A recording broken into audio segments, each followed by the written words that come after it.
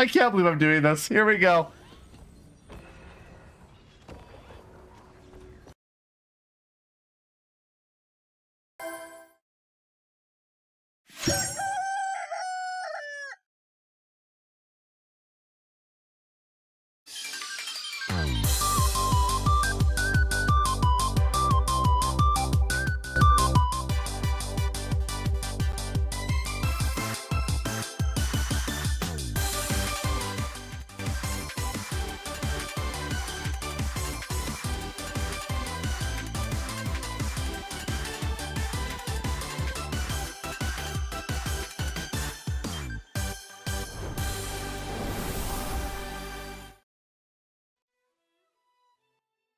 Chat. You've got mail. It is time for our very first ever dating sim. It is time for our first ever dating sim on the channel. I love you, Colonel Sanders. Also, chat, I didn't know it'd be that loud. I am sorry. I turned it down as quick as I could. I'm sorry, chat. I didn't even blow out your ears. I promise. I'm sorry. Here we go.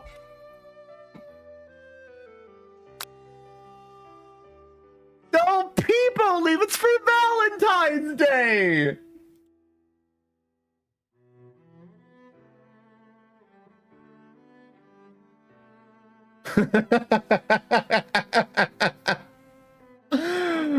Oh, we're doing it, chat.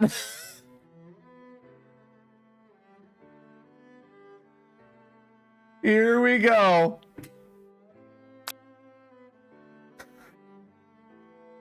Chat, I'm sorry about your ears. I'm sorry about ears. This used to be a PG Christian stream. Look, okay, did you see that intro? Did you see that intro? Sir! Sir, respectfully! That was amazing! And very loud, but that was amazing. Fortunately.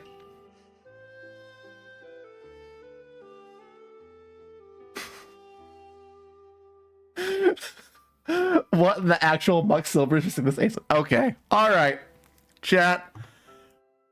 Let us begin our playthrough of I Love You, Colonel Sanders. I can't believe I'm doing this. Unironically, I can't believe I'm doing this.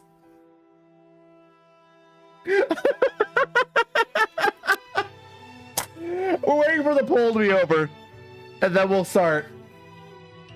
I'm stopping everything for this. I love everything about this. Okay.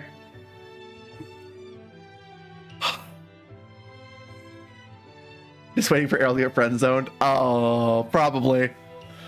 Okay. We're waiting for the poll. And we're starting after that. Actually, you know what? We'll just do this. Hold on.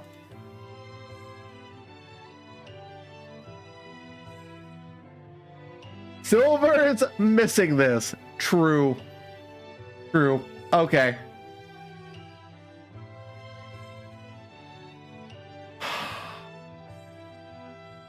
Here we go. Settings.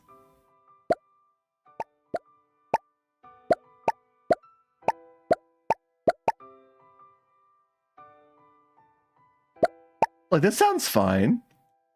Okay. Load game or new game.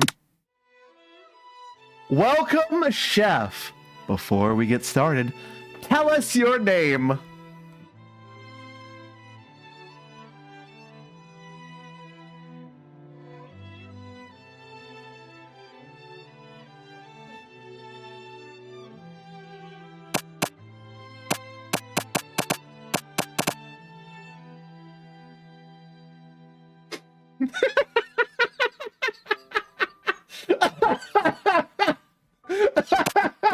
No, maybe not that one. Oh god, Daddy Loza, no. Oh god.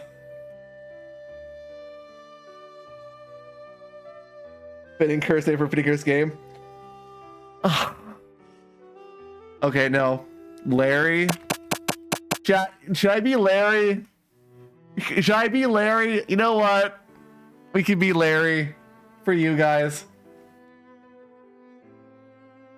Instead of Ari, we'll be Larry. We'll be Larry. Okay, Larry it is.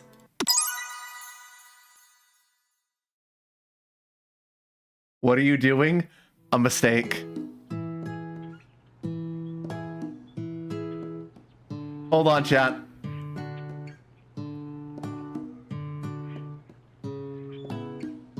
What are you doing? We're waiting for the ads. We're waiting for the ads. Chat, we'll wait for the ads.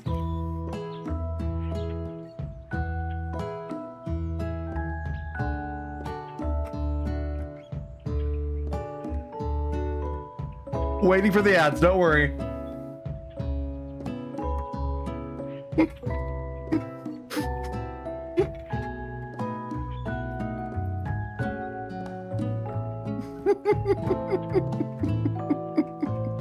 Silver, I'm making a mistake. Let me have this.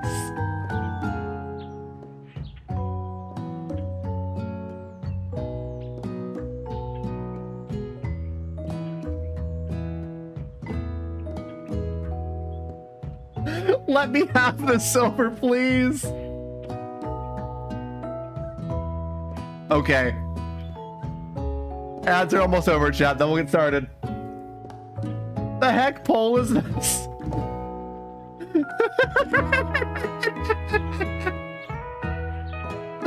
This is so much fun.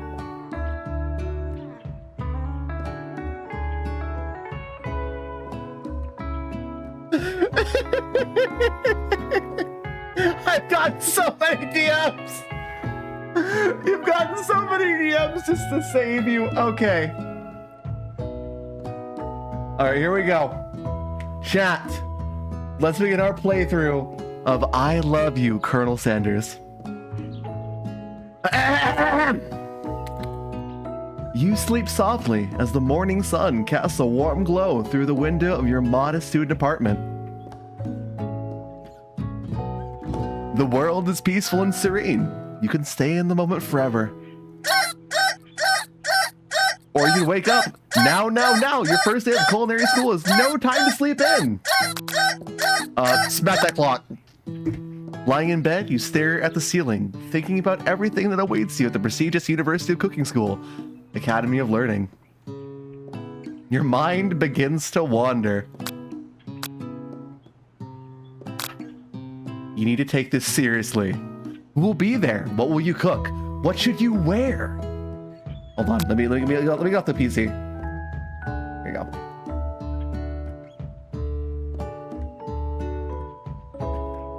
Time begins to fly by and you find your imagination getting away from you.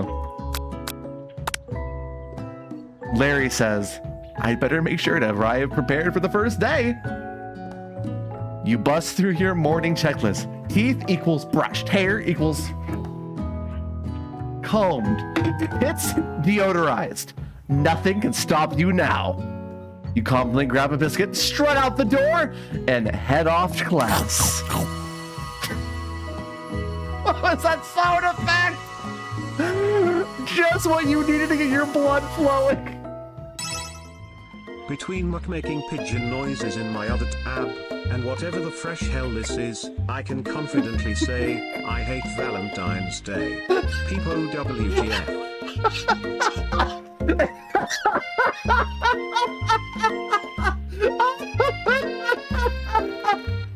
It's Jesus Christ.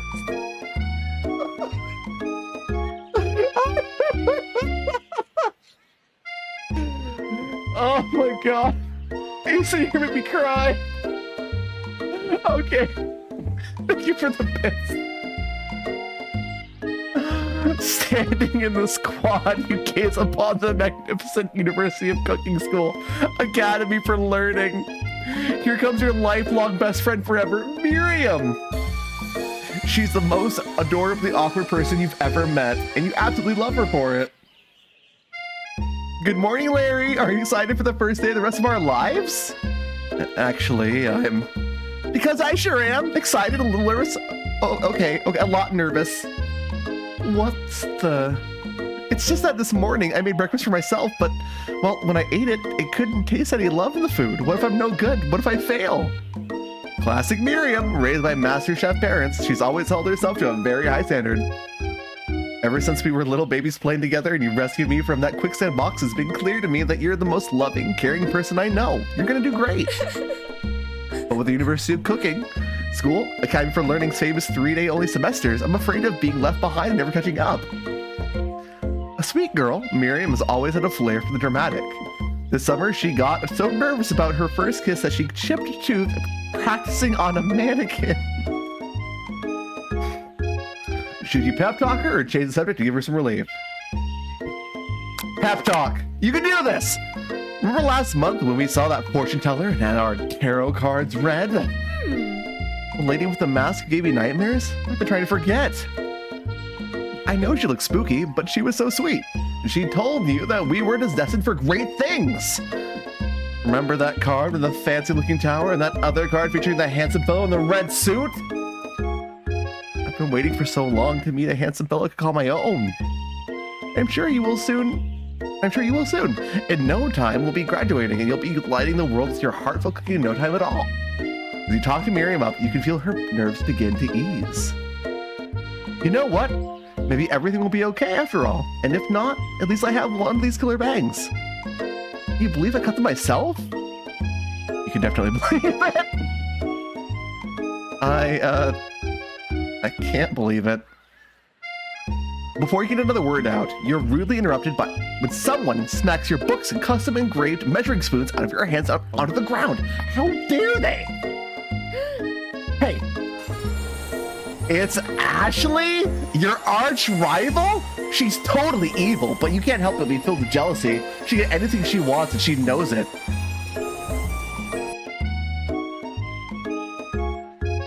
Hello, Ashley. Oh, I didn't see you there, chicken shins. Chicken shins? Bro, chicken shins? I'm going up here. You leave Larry's shins alone. They are perfectly normal shins. Can't stand Ashley. Even her name was annoying. You know for a fact that she's actually Ashley, but she had to add extra letters to make herself feel better than everyone. If anyone here knows what perfect shins is like, it's us. We're not gonna let you or your really weird insults get to us. Across Lake Wad, Ashley's best friend, Van the Man, has stopped to look at his own reflection in the mirror. His pants are so tight that you can see him casually working out his glutes while he styles his hair. No lie, they're fucking glutes. What am I doing? Van? Is this a JoJo character? You rang? You've never been sure what their arrangement is, but as long as you've known them, Ashley and Van have been just as close as you and Miriam, but substantially more devious. I can't believe that University of Cooking School Academy for Learning would ever allow people like you to attend as students. I know, right? You'd think they just let us hand out our diplomas now. Or maybe hire us on as professors. Well, maybe hire us on as professors. You amateurs could learn a lot from us. The first day of school about to start, there's just not time to properly tell these two off, so you resist the urge.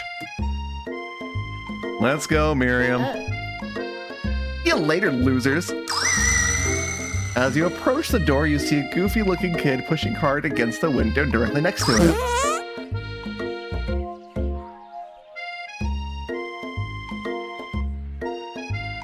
Oopsie. I think it's broken. You reach forward and easily pull the door open. That should do the trick. I love you! I think you mean thank you? My name is Pop! I was named after my Pop. He's old. Could someone like this also be a student at the school? He must be one heck of a chef. Also, his name tag clearly says Bob, but I guess he's reading upside down. Hi, Pop. I'm Larry. So, are you maybe gonna hold this door all day? Nope. And with that, the young man walks in the building ahead of you. Aww. Is it just me, or is he kind of cute? I think it's just you. You both shrug your shoulders before following him into the building. You stand at the edge of the room, unsure where to sit. Other students wander in and keep themselves busy chit-chatting.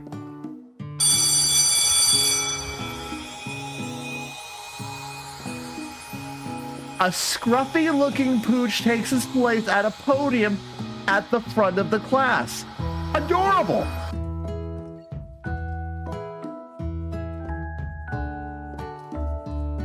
Now, quiet everyone!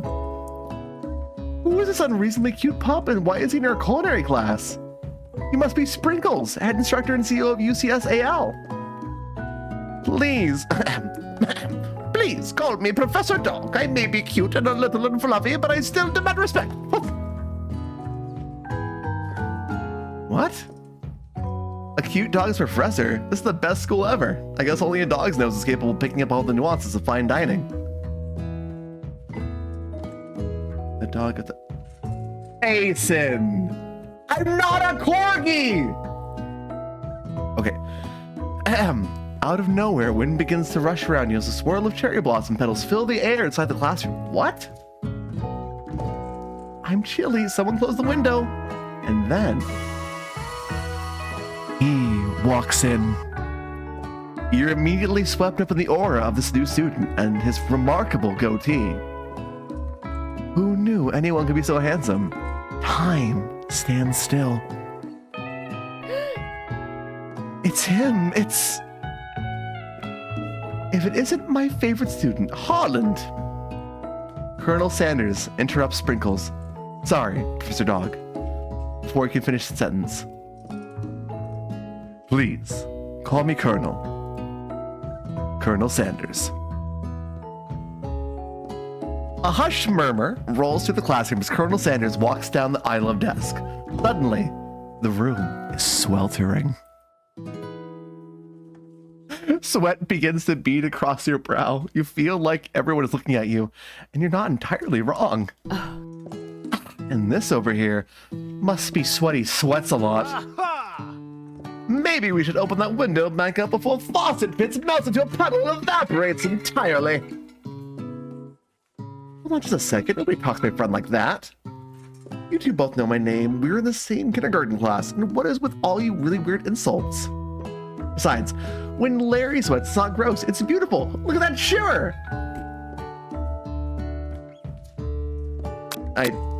Yeah. The good thing you didn't forget about that deodorant this morning. This classroom is hot, hot, hot. Professor Dog steps in to settle the class down and set some ground rules. Welcome to University of Cooking School, Academy for Learning, the greatest culinary school academy in the world. The birthplace of culinary legends past, present, and future. Many challenges await you. There will be tears. There will be blood. There might even be really adorable tiny food. And when all is said and done, there will be a battle. You will lift your sporks and complete in the broom cooking arena. Just then, another student enters the classroom and interrupts the professor's rousing speech.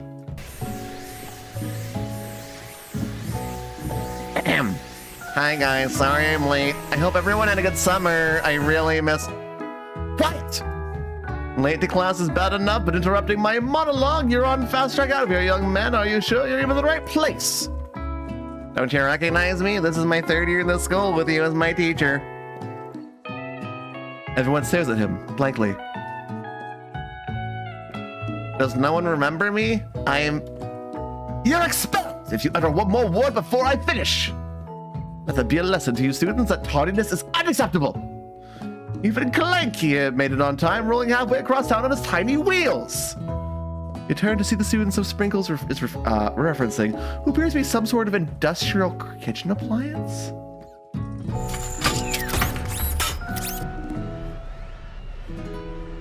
Is my guy a deep fryer?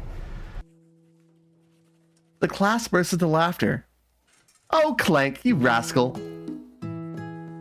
Sprinkles walks into the classroom. As everyone stands in silent obedience, when he gets to you, he lifts his nose into the air and takes a deep sniff. Your diet is lacking. Based on what I'm picking up here, you definitely need a multivitamin. You should be taking better care of yourself. You've never had a talking dog as teacher before, but Sprinkle's reputation for being smart but tough is well known. You decide to try and butter him up by giving him a treat from your pocket. But what kind? Chat? Beef treat? Rubber ball? Or chicken snack? What do you think? We are playing a KFC game, so I think the chicken snack is pretty solid.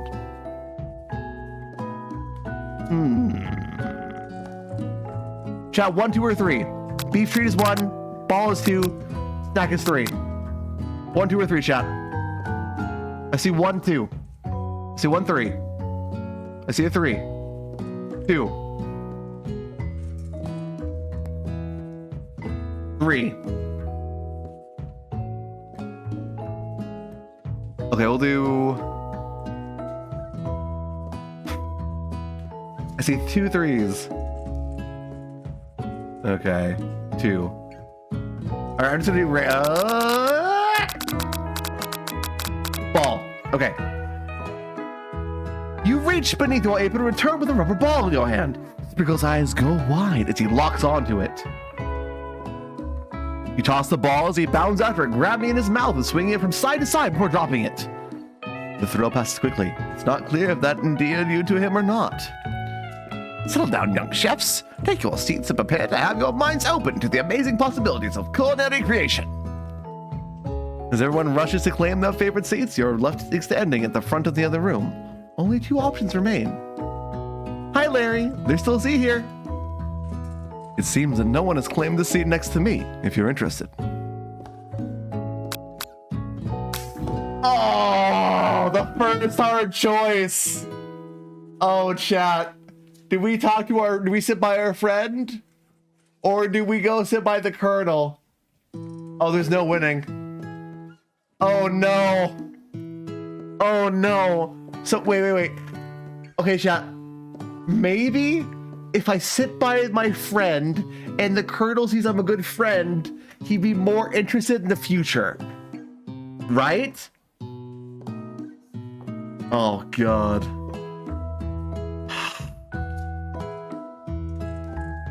Chat, my gut is telling me to sit next to Miriam. But I think if I sit next to the colonel, we'll get to talk to the colonel.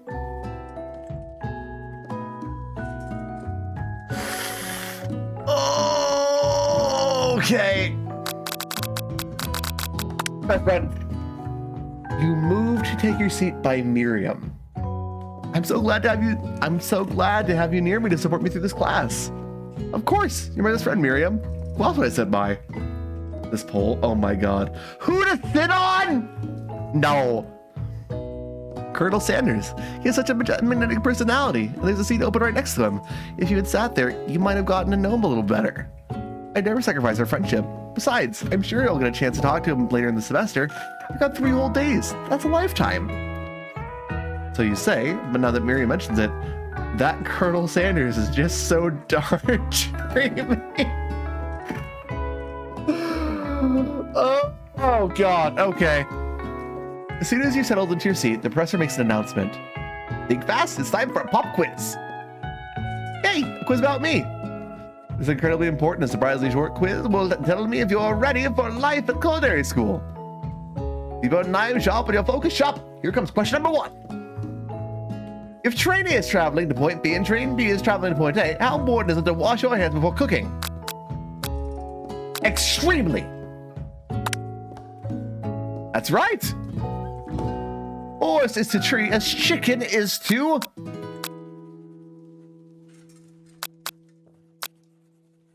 What are these answers?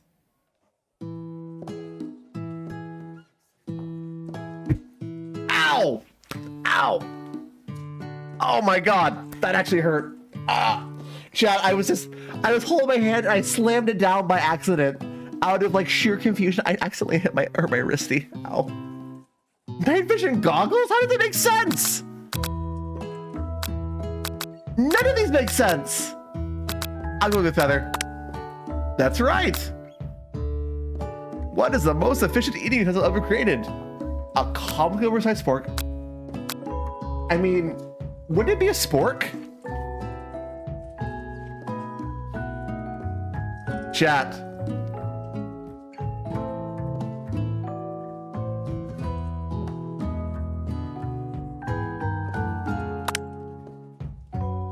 Spork.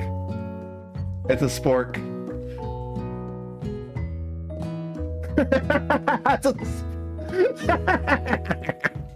That's right. What food is best for a broken heart? Anything, as long as it's prepared with love and not too much salt. Camel meat.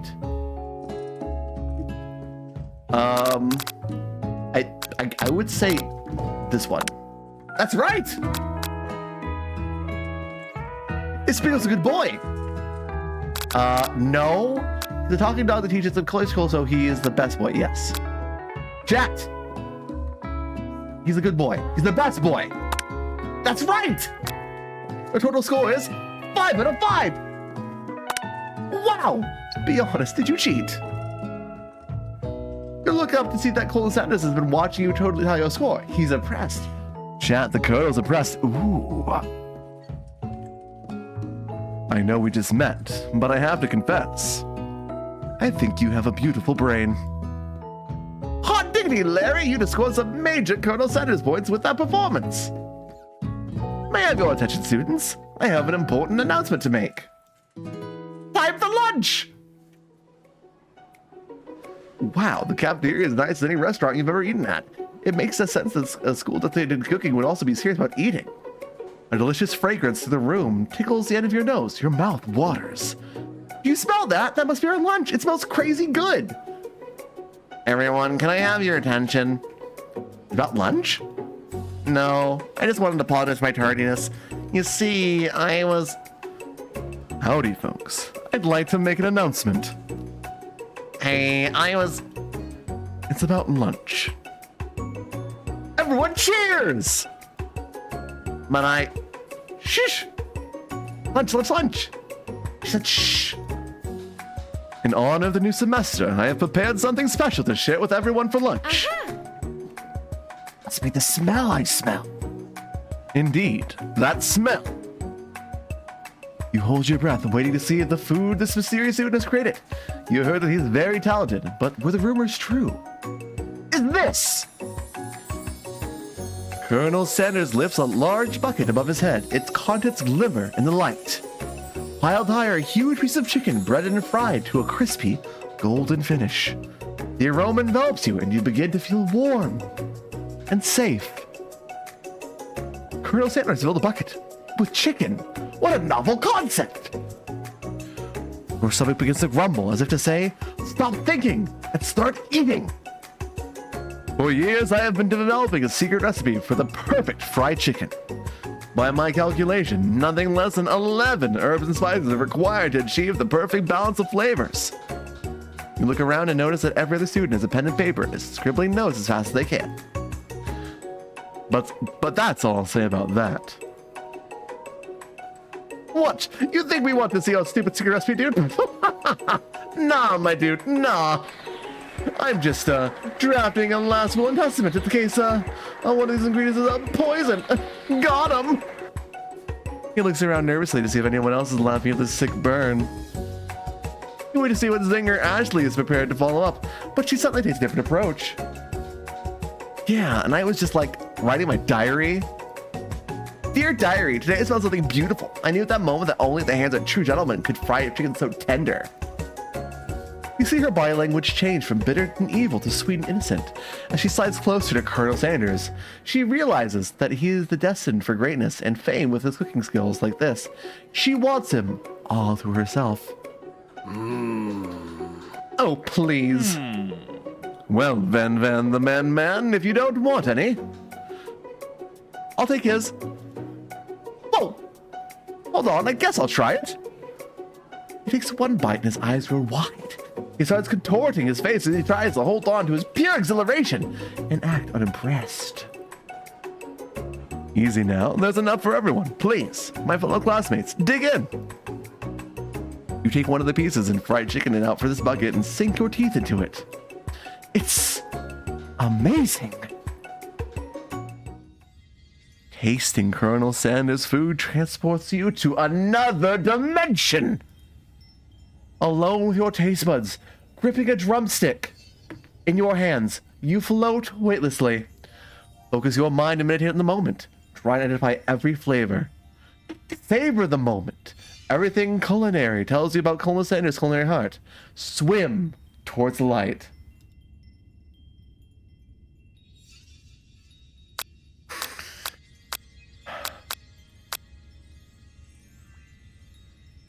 Chat, I'm gonna savor the moment.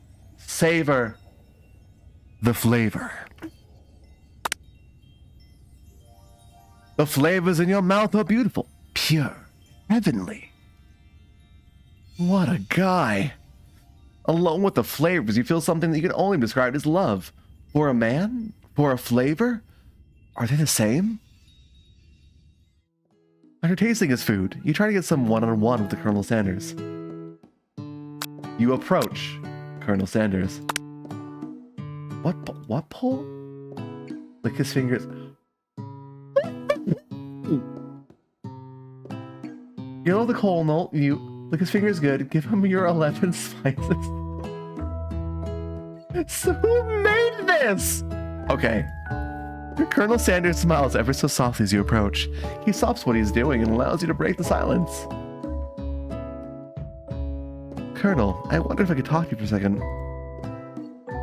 Anything for a fellow chef. What exactly was on that chicken? How bold of you to come and ask. It's an idea I had for a new combination of flavors that will make my fortune and establish my legacy for all time as I open a chain of highly successful fried chicken restaurants. No big deal. It's just you and me here talking. I can keep a secret. In fact, I've got some of my own that I'd be willing to trade. What's the rush? The semester is only getting started. We've got 2 more whole days to get to know each other. He's clearly not going to give it up easily, but it doesn't hurt to be persistent. Oh my god, chat, what are these words? Okay. Chat, persistence is key. Oh, 18 plus joke. Anyway. You know what they say about secrets, Colonel. Shouldn't learning be fun. Aw. You've got moxie, I'll give you that. Colonel Sanders looks both ways to make sure you're truly alone and then leans in. You can feel his warm breath as he whispers. Just one ingredient, but you can't tell. I use something my great-grandmother taught me. Wow! You've never guessed that. In fact, you're not even sure what you'd get someone if you searched. While you're wrapped up in that huge revelation, you notice that the Colonel Sanders has disappeared. While everyone else is in the cafeteria, you just have looking for him. You find Colonel Sanders outside, standing in the quad. Oh, it's you again. Howdy. Sometimes I'd like to come outside and look at the school buildings. I think about how my story will continue on after I've graduated. It sounds like you have big plans. I dare say the biggest. I will leave my mark on this world. You can bet on that. Alone together for the first time, you figure now is the perfect moment to show your personality to him. Nag him to show him your own strength. Wow him with a big idea. Boop Starbuck with the 19-month resub. Welcome back to School Castle, buddy. Appreciate your support. Here we go. Be modest, but thoughtful. It's Pikachu! Right, forgot. I'm in the zone. Okay, right. Okay. Well, I just wanted to tell you that I really enjoyed your food. Now, you've got his attention. The flavors were complex but comforting. The interplay between salty, savory, and peppery. It was perfect. I appreciate the compliment, Larry. I'm sure you'll be a big success. I know we've only met today, but I'm starting to get the same feeling about you. We should head back inside. The next lesson starts soon. You step into the massive cooking arena, where the afternoon lesson will take place. Each student gets an oven and all the tools and ingredients they could need. Look at this place. It's magnificent. Finally, we can show our stuff. Wait a second. Oh no. We have to show our stuff. What if I totally blow it? You're not going to blow anything except maybe kisses at the crowd of fans you're going to earn with your signature or normal tiny food creations. Chickens say who cares. Guys, God. Welcome, students, to the cooking arena. For today's lesson, you'll be cooking with partners. Hurry up and pair off. Oh. Chat. Ad break, we're waiting, we're paused. I have to ask, guys, what do you think so far? What do you think so far? I admit, I kind of just did this on a whim. I had this idea. I had this idea, like, you know what? I want to try.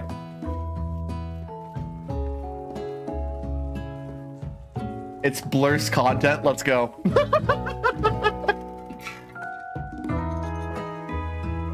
That's the way. It's funny. That's the goal. You have to play Cannibal Boy for later to compare them.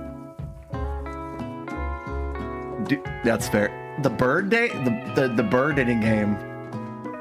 Yes, sometime soon. We'll figure it out. Sucker for Love first date. Oh my god. All right. Billy says doing different voices makes it funnier. I love to hear that. Doing voice work is fun. Trying to think of like consistent voices for each character is harder. I think you're gonna like Sanders. Let's be real, we all like Sanders. Okay.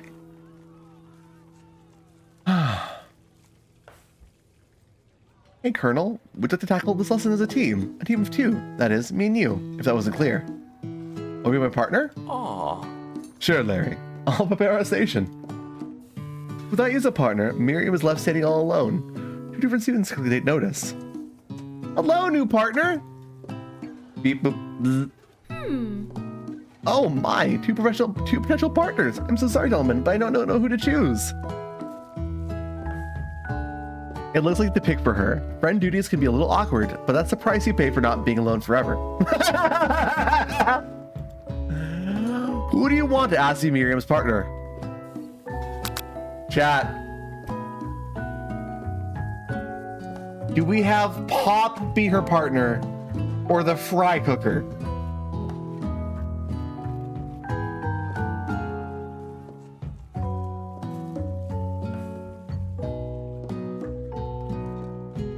Yeah, this is some cursed content. I want you to know that. All right, we got 2 votes for Pop. 2 votes for Pop. Sorry, Clank, but I think Miriam will be partnering with Pop today. Oh, we made the fry cooker sad. Pop was a big smile in this episode to the same station as Miriam. I'm a chef. He holds up a banana and, without peeling it, proudly eats the entire thing. It's disconcerting, but Miriam is too kind to act gross out. Ah, no. I love your enthusiasm, Pop. She Lizzie like, really? This kid? But it's too late for you to change your choice now. Now it's time to focus on your own cooking classwork. All right, you two, for today's lesson, we're going to keep it simple. Pick a basic dish and divide it up the steps. No chef is an island. It takes 2 flints to make a fire. You get the idea. Which dish you suggest to your partner, Colonel Sanders? All right. Steak tartare seems easy enough. It's fancy and you don't even need to cook it. Using octopus will blow Colonel Sanders' mind. Your grandmother's mashed potatoes and gravy. Taters, chat. Taters all the way. I've always been something of a down-home chef. I was thinking we could make something more inviting, comforting. maybe mashed potatoes. And gravy. I couldn't imagine one without the other. Colonel Sanders casts a cozy look at you, causing your whole face to go beet red. Embarrassed, you quickly turn away.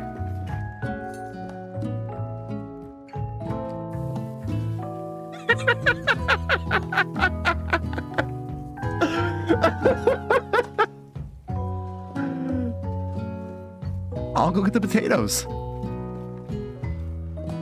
No, please, let me. Picking perfect potatoes and picking perfect produce is a passion of mine. Looks like things are getting pretty fresh around here. Does someone have a crush on Colonel Sanders? We're just cooking partners. Mind your own business. Sanders' heart is my business, and you better keep your fingers off my man. Did someone call for me? No, geez, Van, while I'm over here crushing Larry's dreams, you're supposed to be taking care of her classwork. That was a deal, remember?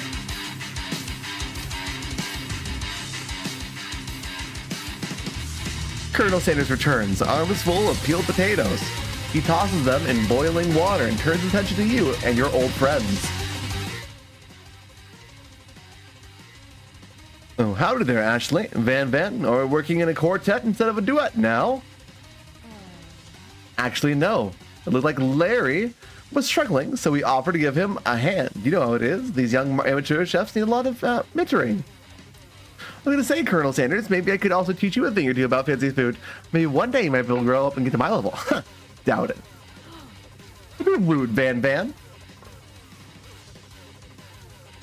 Personally, I have no doubts whatsoever about Colonel Sanders' ability to concoct creations worthy of admiration. After all, your fried chicken was quite spectacular. But Colonel, if you ask me, I might make a better partner for you than this thing that has positioned itself at your station. Don't you feel, deep down, that we cast complementary shadows? We fit together, like a thigh and drumstick. It just makes sense.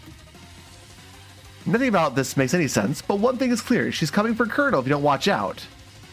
Ashley is trying to get at you hard. You need to ask her for some backup here before things get ugly. Turn to Miriam, your forever bestie, who always has your back. You turn to Miriam, and as soon as you find her, since it looks back, this girl's friend in need radar is second to none. She immediately comes running over. Is someone threatening my friend? I will destroy them! I actually think that Ashley and Van are just leaving.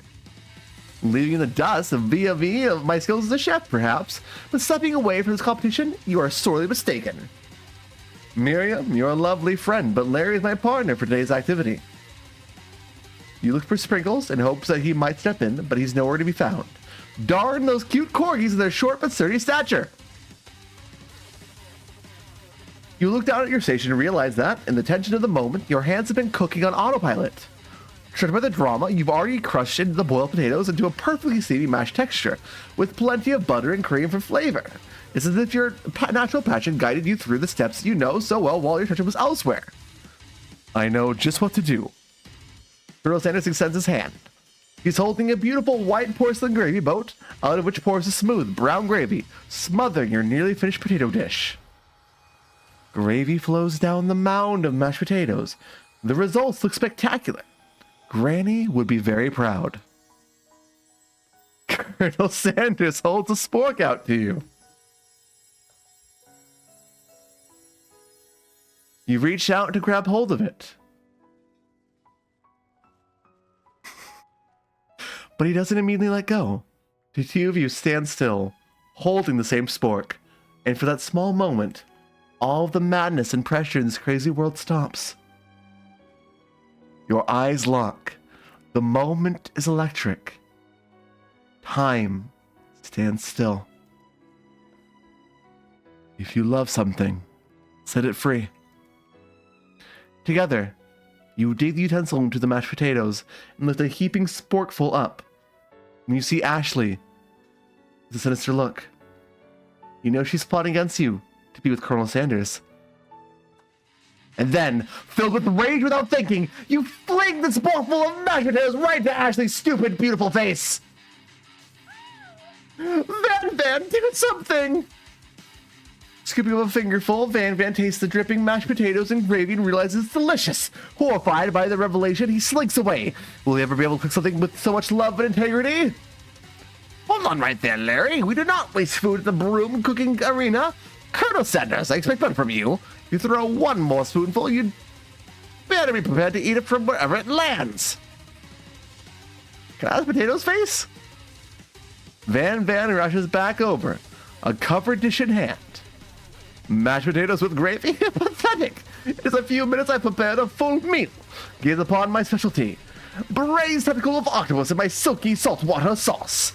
Plated on a battle axe forged by my supreme chef ancestors. You've ignored me for too long. That ends now. It is I who will have the first bite, and you will look on me with envy. The interrupting student rushes at Van and swipes a bite of his signature dish right off the plate. No, don't! The thing about this dish doesn't strike my nose quite right. I think the octopus was rushed, and it may have turned in the process. The results could be toxic. Too late. It's been eaten. I think I left something in the oven. I don't feel so good. It killed him! Ooh. He died! Everyone, step back! Don't take another bite! When you look at the plate, the rest of it's gone. You notice the tip of the tentacle being slurped up in Pop's mouth. Pop winces in pain for just a moment, then is almost immediately back to his obvious self. Oopsie. Tastes like poison. The entire class is gathered to watch Pop's final moments. Shock has frozen the whole crowd. They are as motionless as statues. The class bell rings, disrupting the moment and snapping everyone back to reality. It would appear that Pop's enthusiasm for everyone for trying new things, despite obvious danger, has inoculated him against the poisons of all kinds. I'm not sure the professors yet make enough money. Hello. Oh, hello. I just turned into a ghost over here. Seeing that you're shaken up by that really annoying student and all of his nonsense, Colonel Sanders approaches you.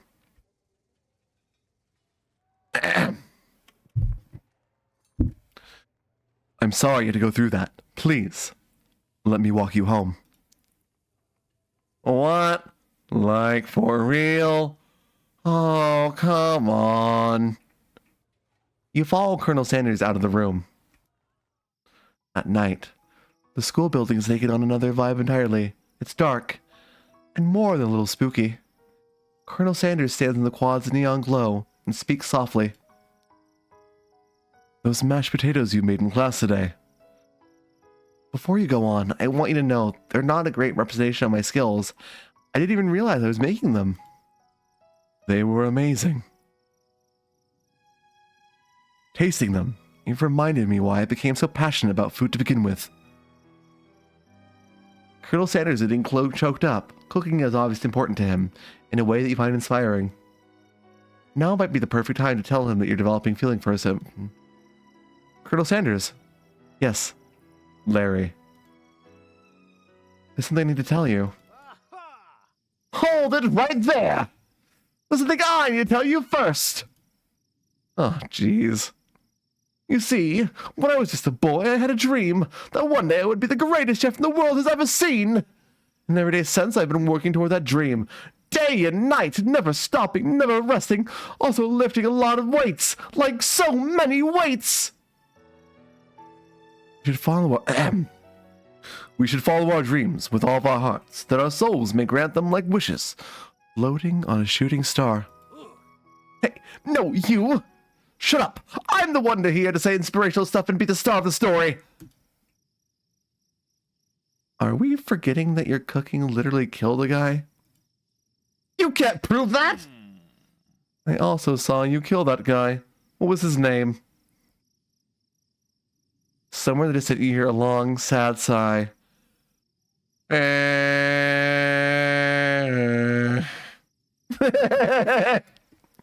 Forget him! We're talking about me! Me! I'm the hero!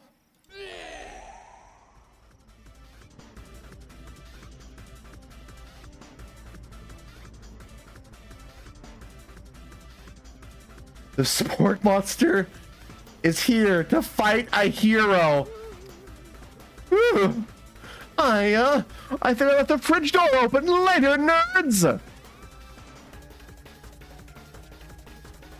How dare you threaten me with just as letting down my guard and connecting with another chef on an emotional level?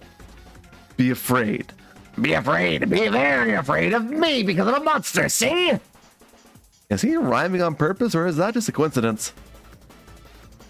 Before you can discuss syntax any further, it's a turn-based fight sequence. What will you do? Attack. Which attack will you use? Cook with Love. Cook with Love deals 1 damage. It just got real. That attack really upset Spork Monster. Spork Monster goes on the attack. They spit hot gravy at you. You take 1 damage. Defend. You decide to defend. Which defense will you use? Trepidation. You can either stay back and endure whatever comes your way. Seems like a pretty weird strategy, but okay, sure. You do you. Spork Monster focuses their mashed mind and draws an energy from Mother Earth itself. They grow larger and more intimidating. How we respond? Attack. What attack will you use? Cook with Love. With Love deals 1 damage. Spork Monster is no quitter. Welcome to Ready to Rumble. They go on the attack once again. Spork Monster uses Utility Utensil. You take 2 damage from the attack. You take much more damage. You're not going to survive the battle. Let's attack. Cook with Love does 1 damage. Spork Monster is oozing cheese sauce onto the lawn of the quad. I wonder who's going to have to clean that up. Feeling vulnerable, Spork Monster prepares for its ultimate attack. Rounded Edge. Vile villain, your reign of terror stops here. Colonel Sanders summons the energy of 1,000 chickens. Hot Pie Power Punch. Or Pinch. Does 10 damage. Spork Monster is defeated. You saved me. An injured Spork Monster spews steam into the night. Spare this wretched beast. You manage to tamp down your disgust at the sight of this gnarly beast long enough to realize that it's still a living creature with a pure soul. Choose your pity, not your wrath. Be gone, beast, and don't you dare come back for a follow-up encounter tomorrow. I won't forget this. I won't forget this, and I certainly won't be back like you said. The Spork Monster hurls off into the night. The defeated monster left behind a special item. It appears at first to be a cookbook, but upon closer inspection, it's so much more. It's a book of magic spells with a golden chicken on the cover.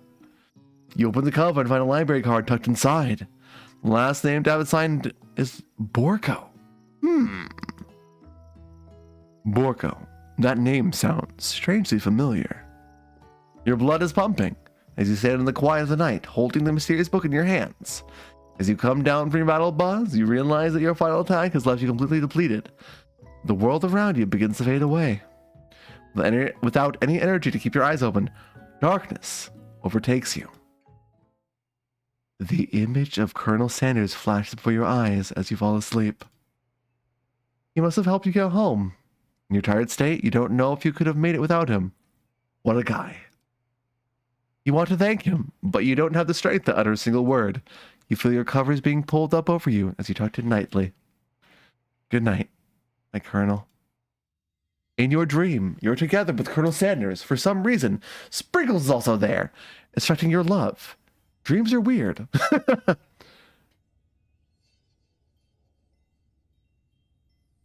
What the hell is this game? What the hell is this game, dude? You wake on day 2 and attempt to process the wild visions you had. Were they memories or premonitions? And then there was that secret ingredient that Colonel Sanders went ahead and told you outright. Much for a secret, huh? It's probably just because he already trusts you so much.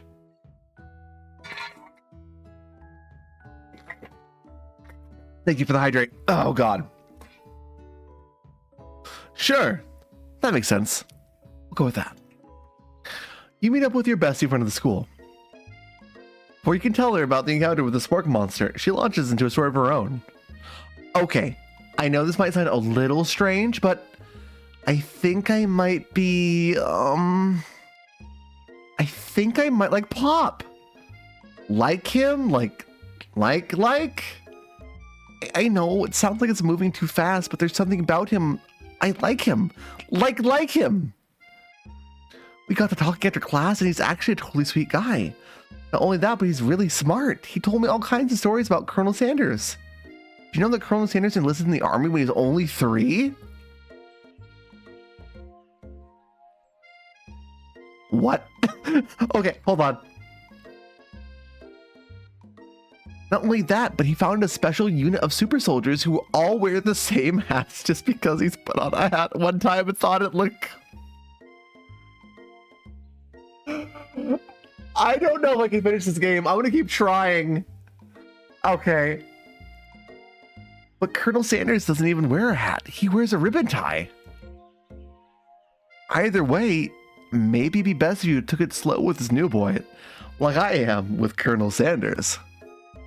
You and Colonel Sanders, the coolest guy in school, the most famous student to ever attend University of Cooking School Academy for Learning, you're a thing now? We definitely connected yesterday. Connected. Okay. Chat, don't worry about it. Don't worry about it. Don't. That laugh could be a soundbite. Anyway, continuing on. You sure did. You're great. Why wouldn't he be into you, I guess? Laughing at the implication that you and Colonel Sanders might be a thing is definitely not cool. You are great. You have an idea on how to prove that your love is real. Well, if he's not into me, why did he tell me one of his secret ingredients? Your bestie's eyes light up. Ooh. A secret ingredient? Yeah, I just said that. Secret ingredient. Is there a dramatic echo in here? Miriam checks to make sure you're alone before continuing. So this summer, while I was on vacation with my family, a lovely man approached me in the botanical garden where I was wandering. This can't be good. He told me all about this passion for spices. Secret spices. The man even gave me some to show me what he meant. Said it was a powder created from super duper rare dried flower petals, and that if I did him a big favor, I could have some of my own. Please, Miriam, don't tell me. So I filled my suitcase with them and brought them home. It was so nice, he even met me at the gate when I arrived. Later, when I cooked with them, a very strange feeling came over me. And the flavor was unlike anything I'd ever tasted. I think you're being very liberal with the meaning of spices here. Whatever. Anyhow, we both shared interest in cooking, so we stayed in touch. You know, like pen pals. But he would love to know more about new spices. Well, I'm definitely not supposed to share Colonel Sanders' secret recipe. And besides, I only know one ingredient, so I doubt I'd be much use to anyone. Please, please, please. It would mean the world to me.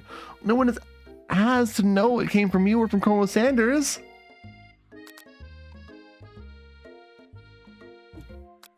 No, chat. We are being true to the Colonel. You quickly think of a fake ingredient name. I don't know. How about it was Eye of Newt? I know it sounds like some kind of witch's potion, but what can you do? Eye of Newt? Wow. Her eyes light up a magic sort of thing, and you figure that you satisfied her curiosity and she'll move on. However, she immediately turns around and goes some thumb typing on her phone. You can't quite see. That's probably not good. Before you can ask her to confirm that she was definitely not texting secrets to other people, you're interrupted. A wind rushes in. Cherry blossoms fill the air.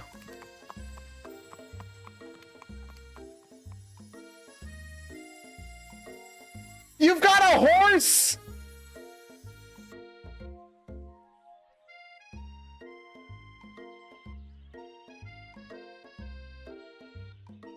My man rides a horse to school?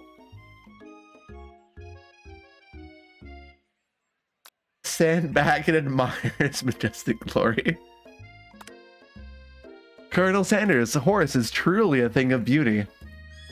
But ever acknowledging that he's being watched, he does a lot of he does a short horse dance before dismounting with a flourish. He then slaps a beautiful creature gently on its rear, sending it running free into the countryside. You are so struck by the sight of him that you lose the ability to speak coherently. Oh, I didn't realize anyone was watching. Don't worry, he knows his way home. You attempt to compliment Colonel Sanders, but the words don't come out exactly right. What a horseful beauty you have! What a horseful beauty you have! That's what I just said, dang it. Being a good friend, Mary would have to cover for you. Oh, Larry just gets really nervous around people they like. What? This isn't helping. I mean, they got food poisoning and we're up all night. It was gruesome. You should have seen it. Gives you a wink and a smile as if to say, situation handled. Can't blame a girl for trying. And with that, Colonel Sanders disappears into the school, leaving you and Miriam to follow. When you enter the classroom, you can see your two rivals, Ashley and Van Van, doing something bad. By the way, they're hiding, you know? The way they're hiding, you know, must be really bad. Like counterfeiting recipes bad. Experimenting with restricted ingredients bad. Summoning a demon bad. You try to get a peek over Van Van's hulking shoulder, but he sees you coming. Whoa. Whoa, little one. I'm not sure you're ready to handle this. Why don't you make like a bee and mind your own wax, honey? Chat. Do we tell them to stop acting immature? Or do you ask them we're not interested in them? One or two, chat. One or two. Also, what was the... One? I think one is the key. I'm leaning towards one myself. I'm trying to be the bigger man here if I can be. We'll do one. You immediately press the rivals down for their immature behavior. Culinary school is to be respected. This kind of nonsense is a waste of everyone's time. Now you upset them. Oh, and you're the emperor of cooking, are you? You make the rules? I'm not sure you'd know a good meal if it ate you.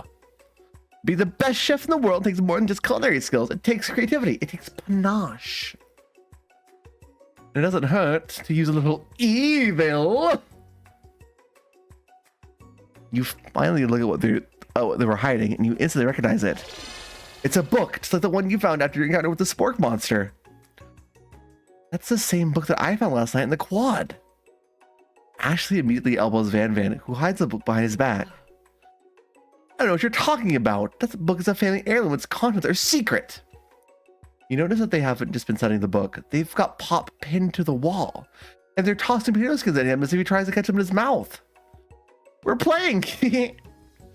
Before you can dig in any further, you're interrupted by the arrival of more students. It's almost time for class. Beep beep. Blake must be running late. He's in such a hurry that he rolls right over Van Van's meaty foot. Hey, watch it, you bucket of bolts! You watch how you talk to him. He didn't do anything. Who do you think you're talking to? I've never heard such language, not even from a stand mixer. Womp womp. No, your mother was a stand mixer. Van Van jumps to attack Clank, but Clank shocks Van Van, sending him flying across the room. Protect me, Colonel Sanders. These crazed men are about to come to blows. I think it must be over me, but I'm not interested in either of them. Ashley's tone is completely changed in an instant. She bats her eyelashes at Colonel Sanders. Surely he must know that this is a ruse, right? Ahem. Gentlemen, get a hold of yourselves. Save it for the arena at least, or don't. Honestly, what do I care? I've got lofty career aspirations to focus on. Maybe I can help you with your business plan. Just then, Sprinkles arrives to signal the true start of the class day. He's panting, which doesn't seem that abnormal. He's a professor, but he's also a dog. Students, please take your seats. I apologize for my late arrival. I spent the morning chasing a call around town, and my tiny legs are very, very tired. Asen? One word.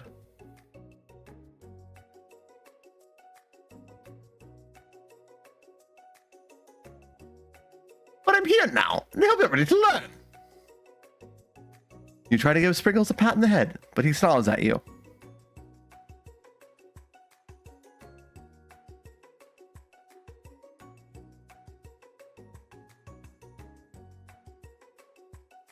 Not Stumpy.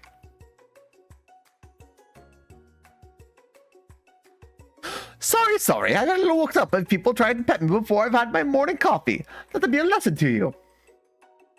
Okay. My legs.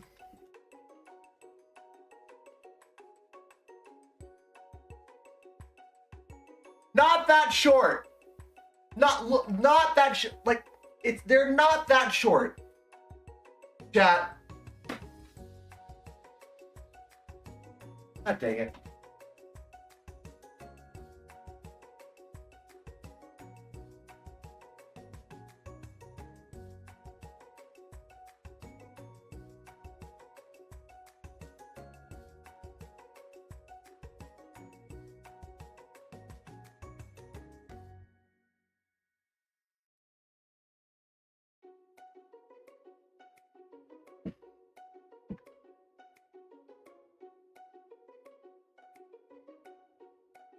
Also, we're waiting for the ads. We're waiting for the ads. Don't worry about it.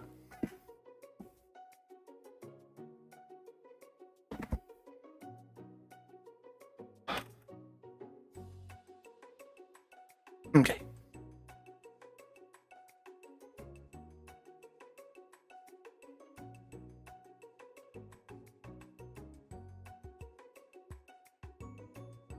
Okay.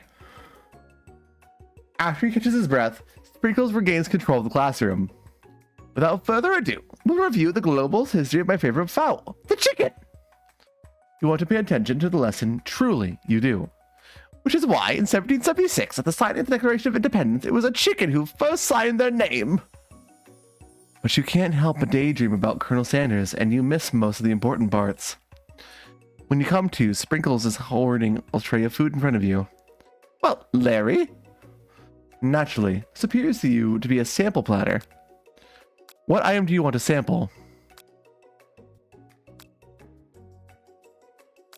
What?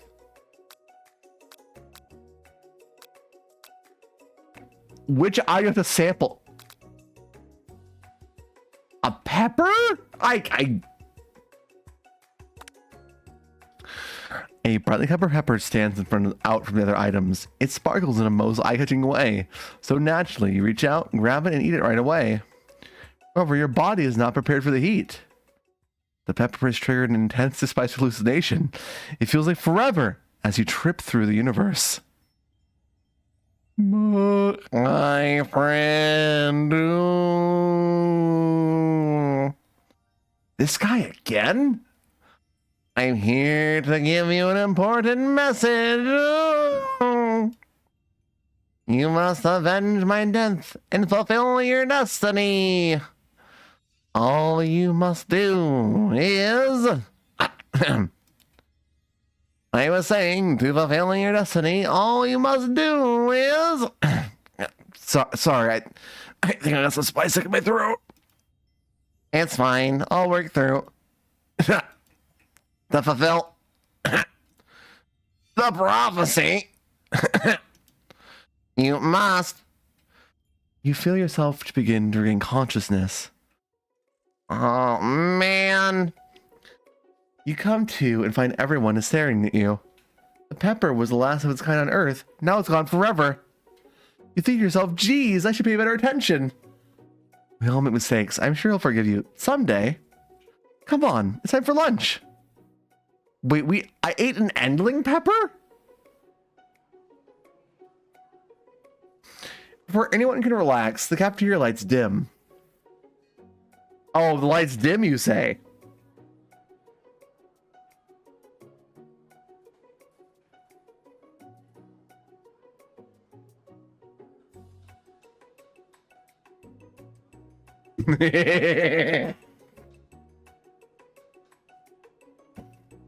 Chat, we're getting real over here. Okay, here we go.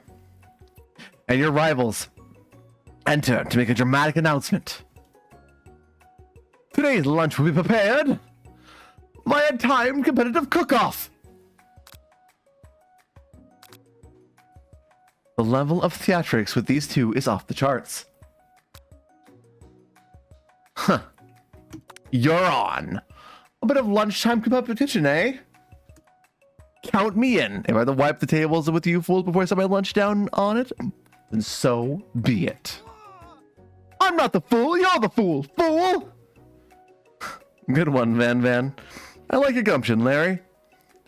I'll be watching your performance. Just as things start to reach a boiling point, Sprinkle steps in. Surely, he'll put a stop to this madness. No, students, please settle down. This is a lunchroom, not a sportsing court. Finally, a little sense. You breathe a sigh of relief. At least, not until we turn on the timer. Then a large, huge light blasts you in the face, flashing the words, "Timer ready." That's what I'm talking about.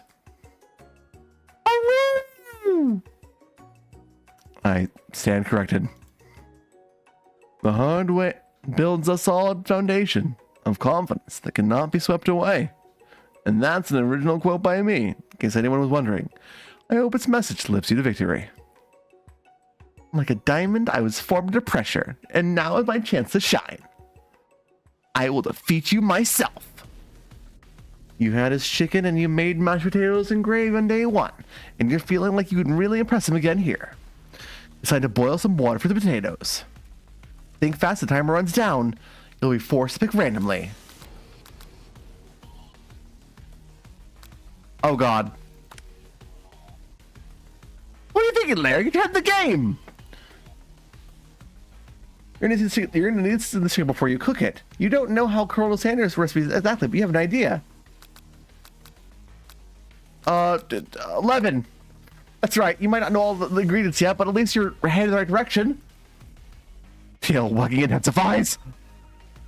Now that you've got some basic steps going, it's time to elevate your craft. Trust.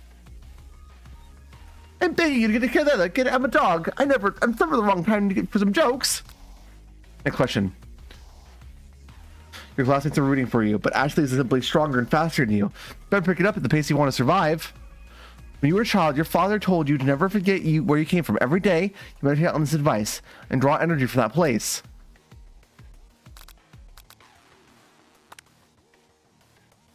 That's right. This is your shot, and you're not going to miss it. Woo! You try to shut out the noise of the arena, focus on your cooking. What is not a success? Signaling. What? Don't make me get the spray bottle. Is this the end? Yep. Try again. I failed! Oh no, I have to try again! I didn't know you could fail this. Alright, we're skipping. You're on. Yep.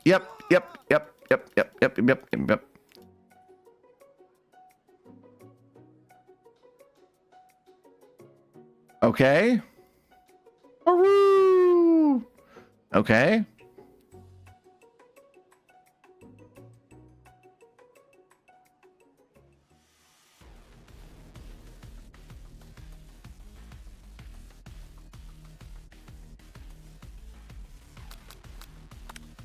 $100C. That's right, but how would you even get into school without knowing that? Winner gets to rub my furry belly. Let that enticing off and motivate you. You're going to need to season this chicken before you can cook it. Okay. 11 herbs and spices. Well, here we go. That's right, you might not know all the ingredients yet, but at least you're headed in the right direction. Okay. Tail wagging intensifies. Now you got some basic steps going on. It's time to elevate your craft. Gratitude. You must never take this opportunity for granted if you hope to succeed. Your classmates are rooting for you, but Ashley is simply stronger and faster than you. You're perfect at the pace if you wish to survive. Okay. All time we're being reborn. Cool. Oh, woo! Okay. You're gonna shut out the noise of the arena. Focus on your cooking. Bubbling. No! Don't let me get the spray bottle! You notice Colonel Sanders out of the corner of your eye. I believe in you, Larry. He's actually cheering you on, which would be awesome, except knowing he's watching you makes you totally forget what you were doing. Now you think about it as Colonel Sanders.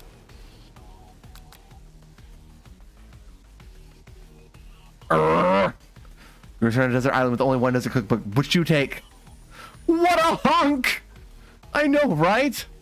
You know what? Shouldn't you be focused on the challenge? You're failing behind. Gondola. What are these answers? What does that have to do with crafting particular fried chicken delicate baked biscuits? You're really struggling to keep up. As the next station over, Ashley has already been plating elements of her dish. It's colorful and complex. To pick up time, you toss your biscuit through the dough into a sand mixer. As you do, the crowd grasps. Yikes. Zzz. I know you like nothing more than seeing a fellow appliance utilizing the kitchen battle, but sometimes that means sacrifice the personal touch. You might not have any hands, but Larry does, and a good chef needs to be touching the dough to know when it's properly mixed. There's an easy way and a hard way. You don't get far by going the easy way.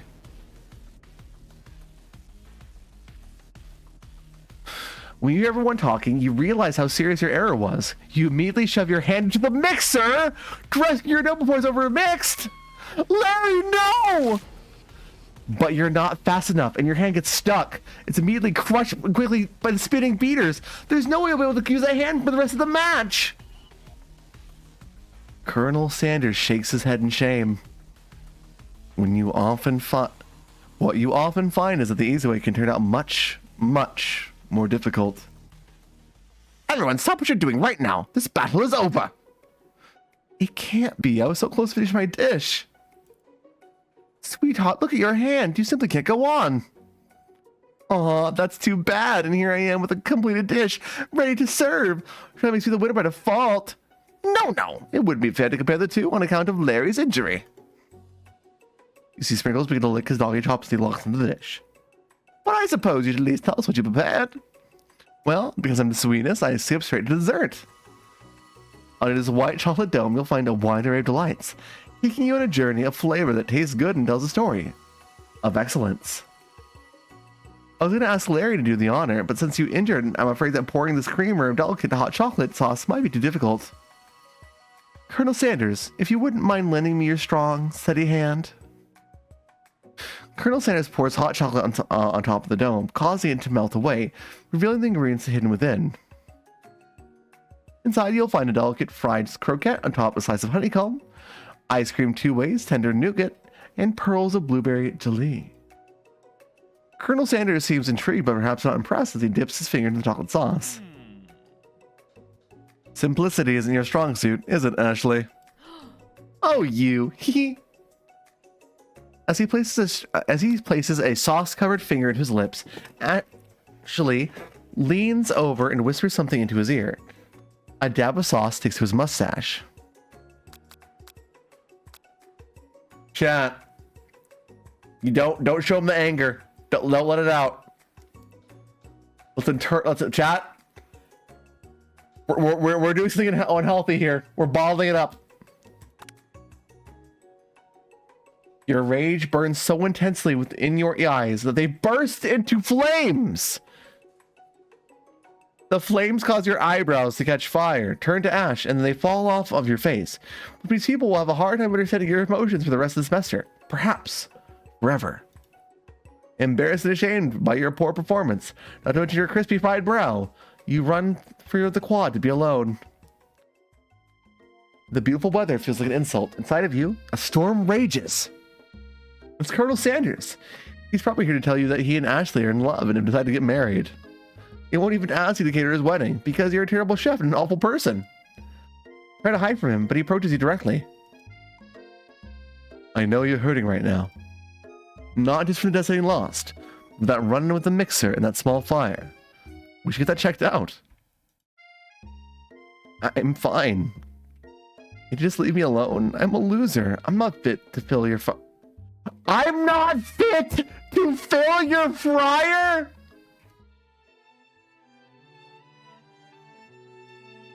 Never heard that one before, chat. Ahem. That's a new one. Ahem. Failure is part of life, not just for you, but for all of us. Do you think I've never failed anything before? That's exactly what I think. Well. Well then, think again. I wasn't always the man you see before you, enrolled in culinary school. Incredibly handsome, successful, and motivated. Well, handsome, sure. I was born that way. But I've walked other paths and arrived at dead ends. I was passionate about life, but I failed as an obstetrician. I was passionate about justice, but I failed as a lawyer. I was passionate about livestock, but I even failed as a mule handler. That one is especially humiliating. Mules can be so cruel. I lost my business partner to a gunfight. I didn't know. People see my delicate ribbon, tie, and well-kept beard and assume that I've got it all together. Which is true now, but it hasn't always been. Sounds like the guy could really use a hug. I resolved then that I was going to amount to something. No amount of hours, labor, or money would deter me from giving the best I had to give. As Colonel Sanders changed his focus, you can see something ignite inside of him. A burning passion. One has to remember that every failure can be a stepping stone to something better. My new dream is pure. It's honest. It's something that a humble man in a crisp white suit can be proud of. I will create a new chain of chicken restaurants that will bring joy to the entire world and will make up for my past misdeeds. Yay! Just as your moment grows intimate, you're interrupted by a threatening, shadowy presence.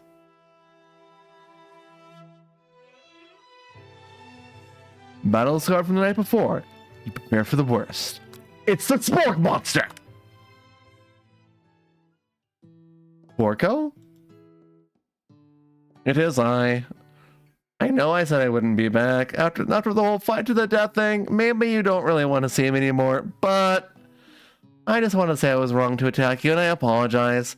I know what it's like to always have to look over your shoulder. Monster problems, am I right? Huh, thanks, Porco. I'm glad there are no hard feelings. Getting jumped by a giant creature in the dark of the night can really rile a person up. I also want to apologize for the way I switched right into attack mode. I know that you're strong, and cooking school can put a person under a lot of stress. I actually used to go to the school. I wasn't always a Spork Monster, you see. I don't believe it. You were human once? Well, no, I was a golden retriever, but I was still a student, until one day some mean kids with a magic spellbook cast a dark enchantment on me, and I was forever transformed. A magic spellbook. Precisely. I had procured a copy for myself, but somewhere along the way I've lost it. If you find such a book, I beg of you, respect it. You're a powerful chef, and you shouldn't rely on such dark and evil magic. No. You should be protecting the innocent from those who would cheat them through sorcery and guile. If you need me, don't fear. I will be there. Chat, is this guy Batman? Is he Batman? Okay, sure. It sounds like there are some bad cooks in the kitchen, Love Life, Larry. Together, I am sure we can defeat them. Come back to my hideaway and we can discuss. Chat!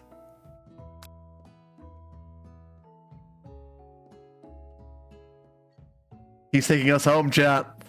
We're in. Oh, we're in. Let's go.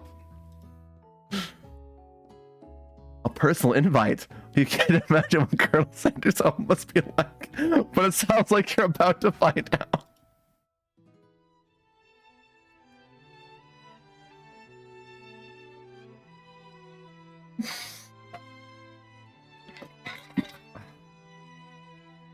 Stepping inside Sanders' home, surrounded by his things, you start to feel a special bond with him. It looks like you live such an exciting life, Colonel Sanders. Every day can be an adventure if you approach it with the right attitude. Long ago, I made the decision to never stop searching, never stop working, never stop imagining. Have you been working on any recipes of your own lately? I'm always excited to talk about food with another ambitious chef. Well, there is something. It's just a side dish that I've been tinkering with. Trying to find the right balance of flavors and textures. I'm not sure I've nailed it yet, but I'm close. Colonel Sanders' eyes perk up as he starts to wonder what dish he might be describing. It's meant to pair with something spicy or something crispy. Both, perhaps. Now you've got him right where you want him. Should you reveal your new configuration to him or keep it a secret just for you? Chat, he brought us home. We gotta tell him, right? We have to tell him. You decide that you're as ready as you'll ever be to share your original cooking with Colonel Sanders. Before you can talk yourself out of it, you decide to dive in head first. You reach into your lunch bag for a special dish that you've been keeping on ice all day. I present to you my original coleslaw. The shredded cabbage dish glistens in the light of Colonel Sanders' Lux hideaway. Magnificent. Together you chow down on the creamy slaw till just a spoonful remains in the bowl. Do you mind if I hold on to the last bite? I'd like to have it around so that I can admire its taste later and think back on this moment. You could offer to make him more, but he seems like a very sentimental kind of guy. Sure, why not? Please, make yourself comfortable. I'll be back in just a moment. You realize now would be the perfect time to do some snooping. Around the room are various items that you can look closer at. Each item seems to radiate memories and emotions. Tap an item to discover more about the Colonel. You gaze out the window across the vast lake and the mountain range beyond. Just then, the ghost of Student pops up. Are you thinking about heading out into the world in a quest to avenge my death? Wait, what? I never even learned your name. Why would I avenge you? I can just tell you my name right now. It's... Can't you see I'm in the middle of something? You open the window a crack and the ghost of Suit is swept out with a breeze. Poor guy, dude. All right. What about... Let's step on the chicken statue. You notice a very realistic stuffed chicken when sitting on the corner table. When you pick it up, you realize it isn't realistic. It's just real. Taxidermy? Must have been important to Colonel Sanders when it was alive. A little clip of the chicken reads, the true state of the bird of the great state of Kentucky. Oh! Okay. What about this? That's a safe. This must be where he keeps the secret recipe. Think for a moment. What number is important to Colonel Sanders? That dawns on you. As soon as you dial to 111111, the safe opens. Inside it, you find a single note. Can chicken be prepared sashimi style? Tap on to discover more. Okay, let's look at an adorable baby boy that crawls across the floor. From the goatee and mustache combo he sports, you figure this be Colonel Sanders himself. My man had a goatee and freaking mustache out the womb. Okay, sure.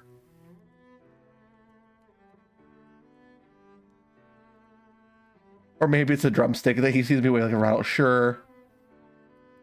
Who frames a baby picture of themselves? Probably the type of person who would make their own face logo of the company founded, right? Alright. A lock of silver hair is woven through the teeth of the comb. Upon further inspection, you realize that the hair therein isn't a silver in color. It's actually spun of silver. A scented candle. You pick it up and try to identify the smell. Power tool? Freshly stretched collar? Piece of wood floating in a lake? Silver 69? No. It's one of the secret recipe ingredients. It's...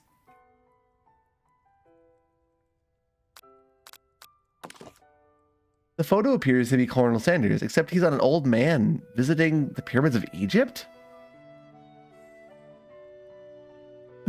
Maybe this is where he discovered the secrets of herb spices. One of the framed photos shows an old man who looks a bit like Colonel Sanders, standing with a friend. The old fried chicken drumsticks and appear to be cheersing them. Look closely and see that there's a short inscription. I wonder who my friend Pete is.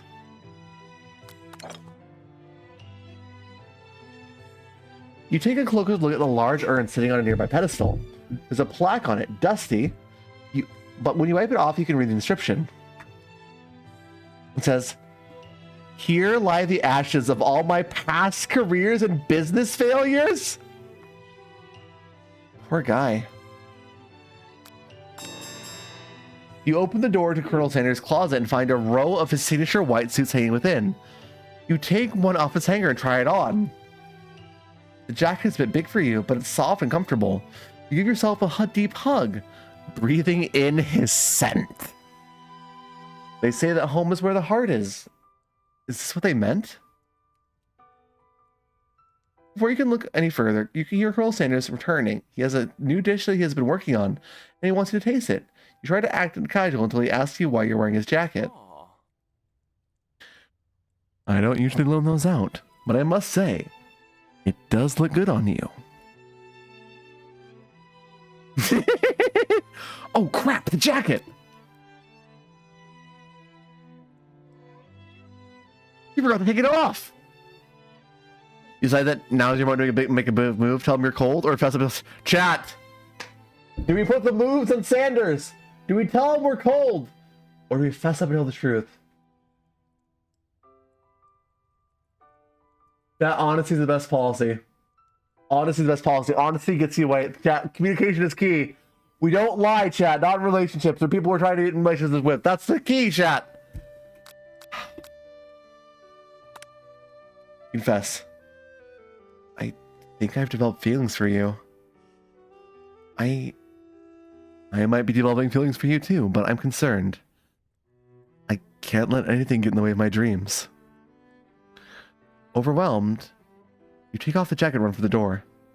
The thought of leaving the Colonel in the midst of such an emotional breakthrough gives you pause. You stop yourself. Colonel. Yes. Larry? I honestly think this may be the beginning of something wonderful. I think you're right. We should take things slow. You talk late into the night and drift off into a slumber. Dream sequence!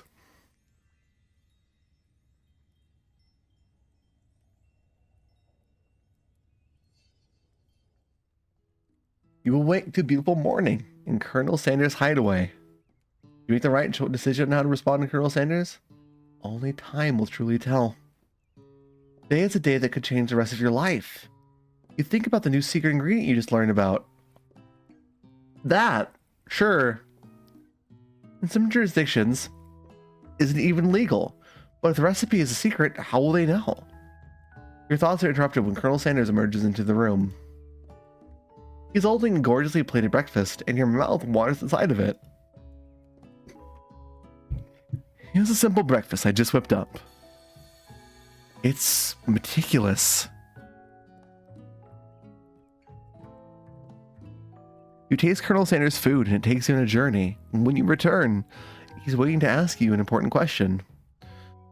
So, would you say that we're the perfect match? Oh, presumptuous. My cuisine and your taste buds, that is.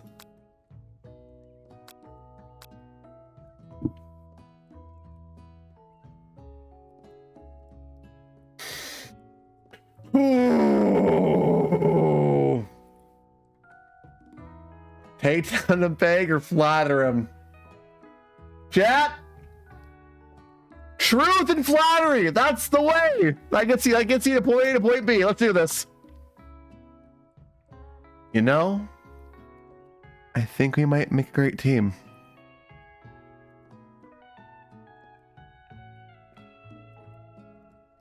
A single tear begins to pool in the corner of his eye as he gazes out the window. And with the right business partner, I know I can't fail. Business partner? Could he be talking to you? It's happening so quickly. Overcome with emotion, confused by your feelings. You're on the verge of tears, unable to speak. The only answer you can find is to run out the door and get home. There's still one more day of school after all. The University of Cooking School, Academy for Learning, waits for no one. You get home to find something very surprising. Your best friend is there waiting for you. Where have you been? I really had one heck of a night. I've been desperate to talk to you about it, but I couldn't find you. I got worried that something had happened to you. Chat. Waiting for the ads. Chat, I won't lie to you guys. I'm hella invested. I am so invested, dude. We gotta wait, though. We gotta wait. We gotta wait. I can't.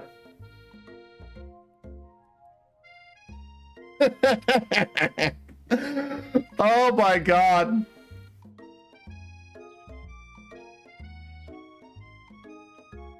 Chat, will we win the Colonel's heart?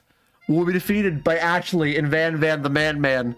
Will Miriam and Bob be a thing? I need to know. I'm too invested.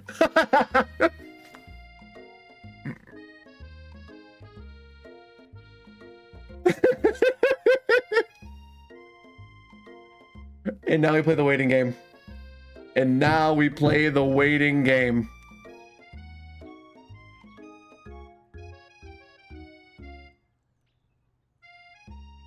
Oh, Colonel. Colonel, please. Have mercy. Ah, God, here we go.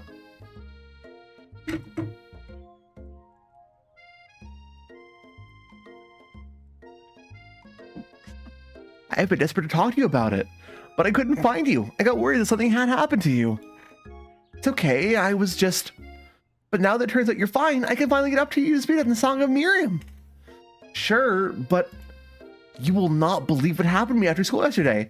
I went on a date. I think I can believe that. Since I've been partnered up with Pop, he asked me to go out with him. Of course I told him, you'd better harness those wild horses, young man. I'm not that kind of girl. But he was just interested in spending some one-on-one time together. And you know me, so I said, yeah, sure. I get to know the little guy. Chat, ladies, it's because a man is short. Don't count him out. Give the short kings a chance. God dang it, chat. Okay, anyway. Long story short, he took me to his favorite shush house, but things quickly spiraled out of control. Did she just say shush house? As if that's the thing people just say? What are they even referring to? And now I'm not really sure where we stand. You don't give Miriam time to tell her whole story. However, bottling up the details of your own night is too much to bear. And I went on a date too. Back to Colonel Sanders' house, where I spent the night with him. You what?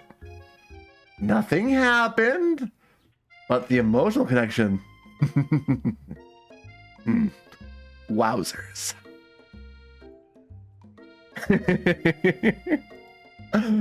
Miriam offers to support you no matter what you do. Together with your bestie, you feel like you can do anything. When you arrive at school, you encounter rivals in the quad. You can tell from a distance that they're picking on Pop, though he himself might not quite grasp that fact. Chat, why are her thighs so thick? Oh god. Ugh. Anyway. Because, you know, he's Pop.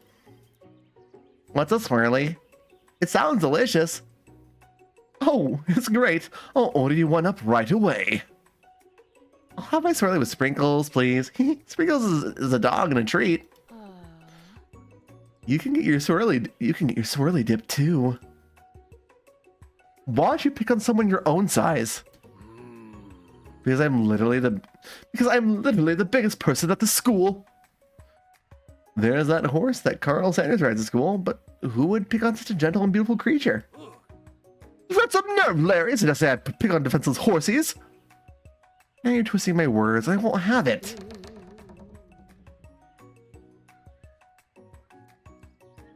You clench your fist, but the injury from yesterday's mixer accident makes you wince with pain. Doesn't look like you can go on cooking like that. Might as well just give up. I'll never give up, ever. Are we just Deku from My Hero Academia? I don't even know. Anyway, Colonel Sanders arrives just as it appears things are close to boiling over. A naturally intuitive person, he senses that something has been going on. Is everyone excited for the final day of school? Larry, how's that hand feeling? I'm sure you'll be back in fighting form by this afternoon. Aren't you concerned about my hands, Colonel? Yes, I almost broke a nail winning so hard. Technically, I don't believe a winner was decided. My presentation was quite impressive. What is he doing? Complimenting her! But what about the flavor of my delicate, warm, gooey chocolate sauce? I feel so dirty. I feel so dirty. Okay. It was clear that you're passionate about how your food is received. That's a lot of words to say it was bland. The clip out of context.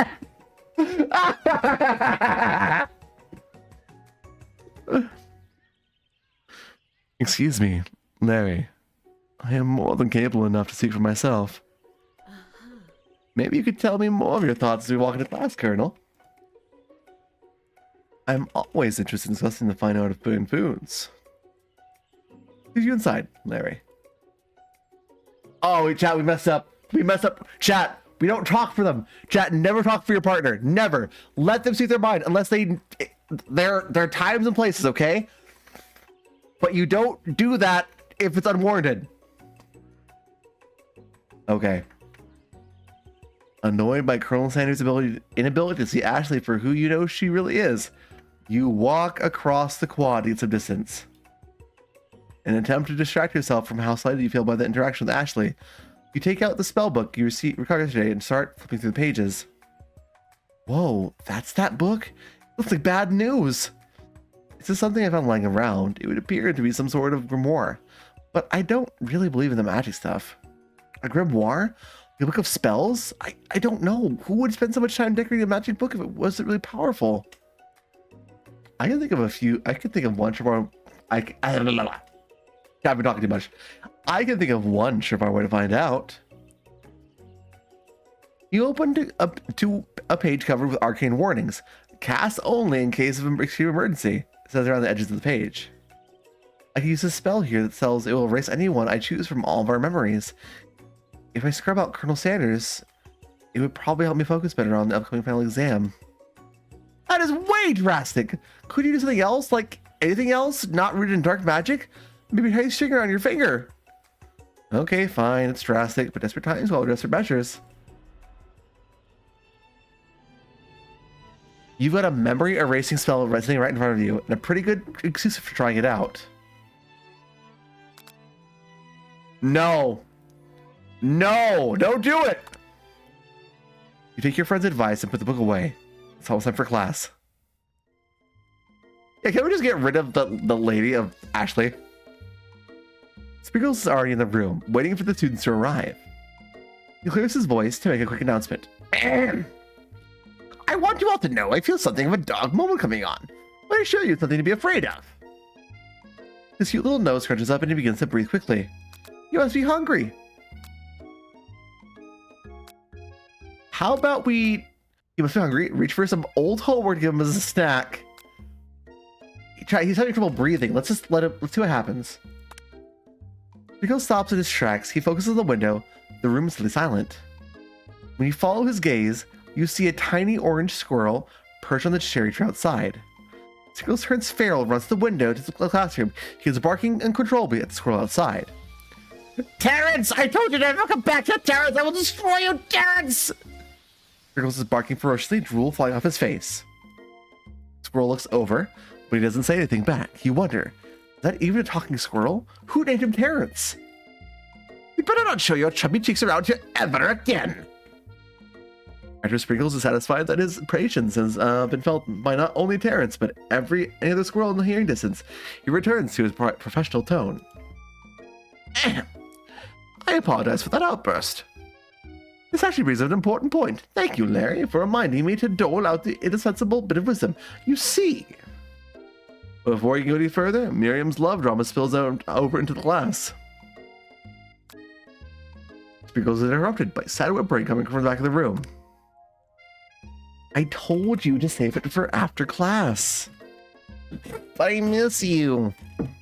We went on one date, Pop, and how can you miss me when I'm right here? Pop's voice quivers as he pleads into his case to Miriam. Every time we blink, you go away again. That's a really cute thing to say. Miriam, what happened between you and Pop? I got her in trouble and now she's mad at me. That feels surreal. Anyway, I didn't just get in trouble. I got yelled at by Pop's mother, who blames me for getting him banned from every museum we set foot in. Oh, that's what you meant by shush house. Oh, okay. Pop, we only went on one date. We're over. And it meant so much to me that I made this for you. Too hurt to go on arguing, Pop leaves his creation behind and runs out of the room. Is that like Jello with an egg inside with sprinkles and they allowed public breakup to cast a spell over the final day of school. Well, that was unfortunate. But we mustn't just be distracted from what lies ahead. The final competition showdown challenge exam! Trademark! Exclamation point! I'm still working on the title, but I think you get it. Test time approaches. See you all in the arena. Before you can think of about your upcoming competition, there's a very beautiful soul nearby and you give a pep talk. Hey, Miriam, are you okay? Okay, I'm so mad I could smash a tiny mug, spilling several droplets of hot cocoa all over the floor. How could he embarrass me in class like that in front of everyone? Returning cocoa is a delicious treasure, so you know that this breakup is no joke. Even if the source of her frustration is such a silly boy. I know that you know this, but I'm gonna say it out loud. You don't need anyone. Me and you, we're gonna cruise through the final test and hit the carpool lane to Success City. Miriam brightens up, imagining the wind rushing through her short bangs, but she hesitates to embrace the feeling all the way. You're not gonna saddle up on Colonel Sanders' stallion and ride off in a sunset without me. Of course not. Well, maybe, sorta, but I'm sure there's a pony out there with your name on it, and a ranch big enough for both us and whoever else we want to bring along. If it's not Pop or Clank or anyone else you meet today, tomorrow, or this whole year, so what? You're a special person who shouldn't settle for the first someone to show a little interest anyhow. Miriam gives you a big hug and wipes the tears from her cheeks. I should really review my menu for today. I'm gonna make a very special soup. I bet the Professor Dog is gonna love it up. While you were prep talking Miriam, you completely missed lunch. That's okay. Because you had a better idea of how to spend the time before your exam. What do you mean my own advice? I have plenty of time. I have 18 minutes.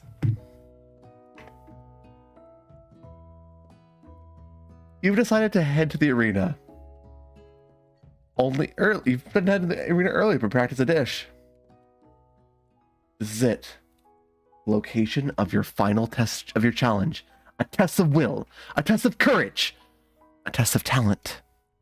A chance to beat the pants off of Van the supposed man and his eviler counterpart, Ashley.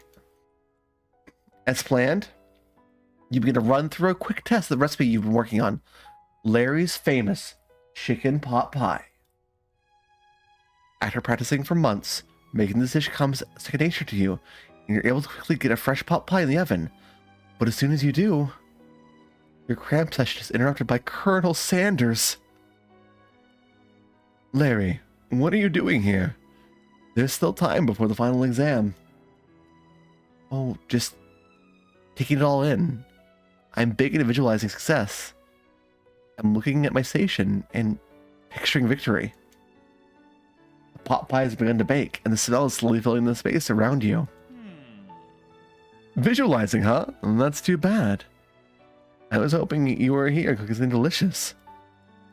You're usually happy to share your food with anyone who's hungry, but the last time you let Colonel Sanders get in your head, it cost you a cook-off. You decide to put your cooking above your romantic desires, but that decision gets hard to stick to when... Chat, we fess up to him.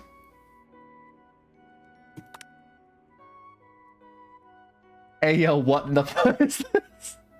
Agon, it's Valentine's Day, and we're having fun. Okay, you got me. I'm doing a little bit of more than visualizing. I know. My nose can smell pot pie from 400 yards. That's an oddly specific distance, but you'd expect nothing less from such an oddly specific man. You knew it was a pot pie just from the smell? Not just a pot pie, but a chicken pot pie with an all butter crust. And my nose is telling me something else. Oh no, is it burning? No. I can smell that it was made with a heaping helping. DLC. But it'll probably start burning any second if you don't pull it out. The moment of truth. Wow. It's the best pot pie I've ever tasted. I've always loved country cooking, and I could eat this all day. No time left. The final showdown is about to begin. Sprinkles lays down the ground rules. There are no rules, that is, except to cook with everything you've got. You step up for the cook-off of a lifetime. You decide that mac and cheese, plus the pot pie you've been practicing, are just the dishes that you'll push you over the edge to victory. Meanwhile, both Van and Ashley are prepping wildly elaborate dishes per their usual over-the-top selves. Miriam has her giant magnifying glass and several sets of tweezers. She's definitely prepared to go big, going small. Colonel Sanders seems to be harnessing his 11 herbs and spices, but he's trying to find a way to improve on something perfect, his original recipe, fried chicken. The intensity in this room starts at full 10 out of 10, with a frenzy of action. Everyone is calling out really cool special cooking moves as they prepare their food. Wow, this is getting serious. Colonel Sanders batters his chicken as it levitates through the air. Egg wash!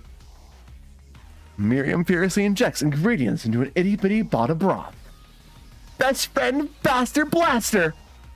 Van flexes his pectorals as he tops open a sea urchin. Let's rock and roid! Ashley scoops her pastries off the tray with lightning speed. Shallow personality spatula! Even Clank gets it on it. 5-dial pressure point chicken cooking technique! Wait, when did Clank learn to speak English? It's the singularity as was foretold! We mustn't let it happen, or the appliance uprising will take us all! Self-destruct! Van quickly unplugs Clank and rolls him out the back door of the arena. As you frantically prepare your dish, you notice Ashley has her spell book out. Is she going to use some dark magic to turn the tide? You got a book of your own, and you're desperate not to see her win another battle. Should you take this opportunity to fight magic with magic, even if it's almost certainly evil magic? No, chat.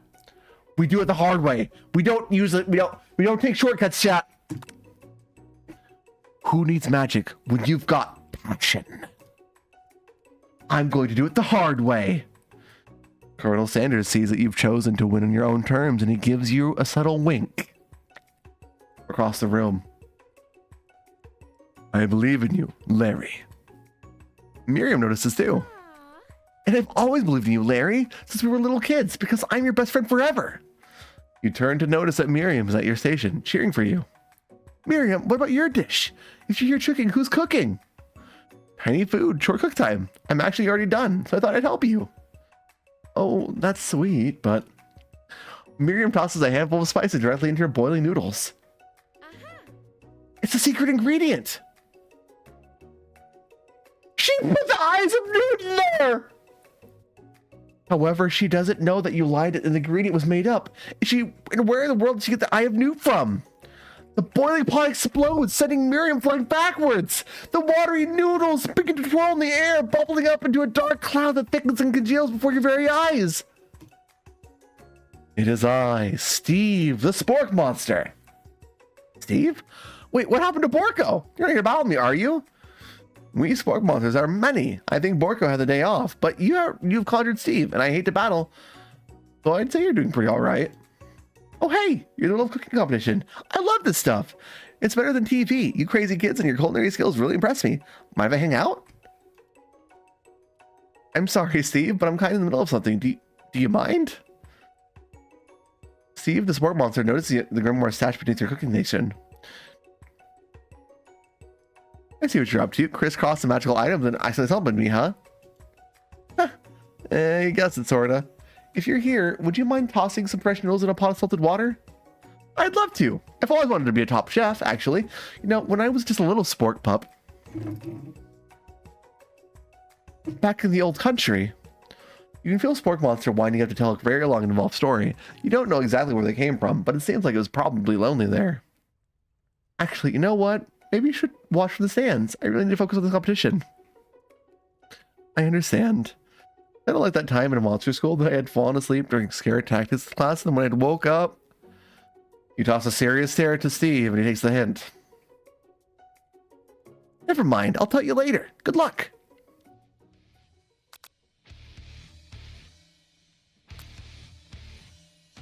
All right. Chat, we don't give up. Chat, we don't give up. We will having suffered this huge setback, you don't know what you could ever win. How you could ever win. Let's summon extra power from deep within our souls. I can do this. I have what it takes. I came here to win. Your hair turns mac and cheese orange as culinary energy flows through your body.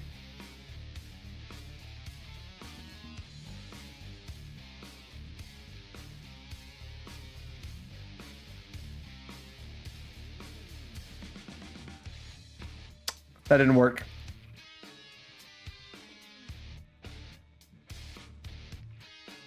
My heart is pure. My hands are steady. My taste buds have been preparing their entire lives for... Yes, Larry. You are the chosen one. You will avenge me. The power you've been summoning immediately fades back out. You interrupted my inspiring monologue.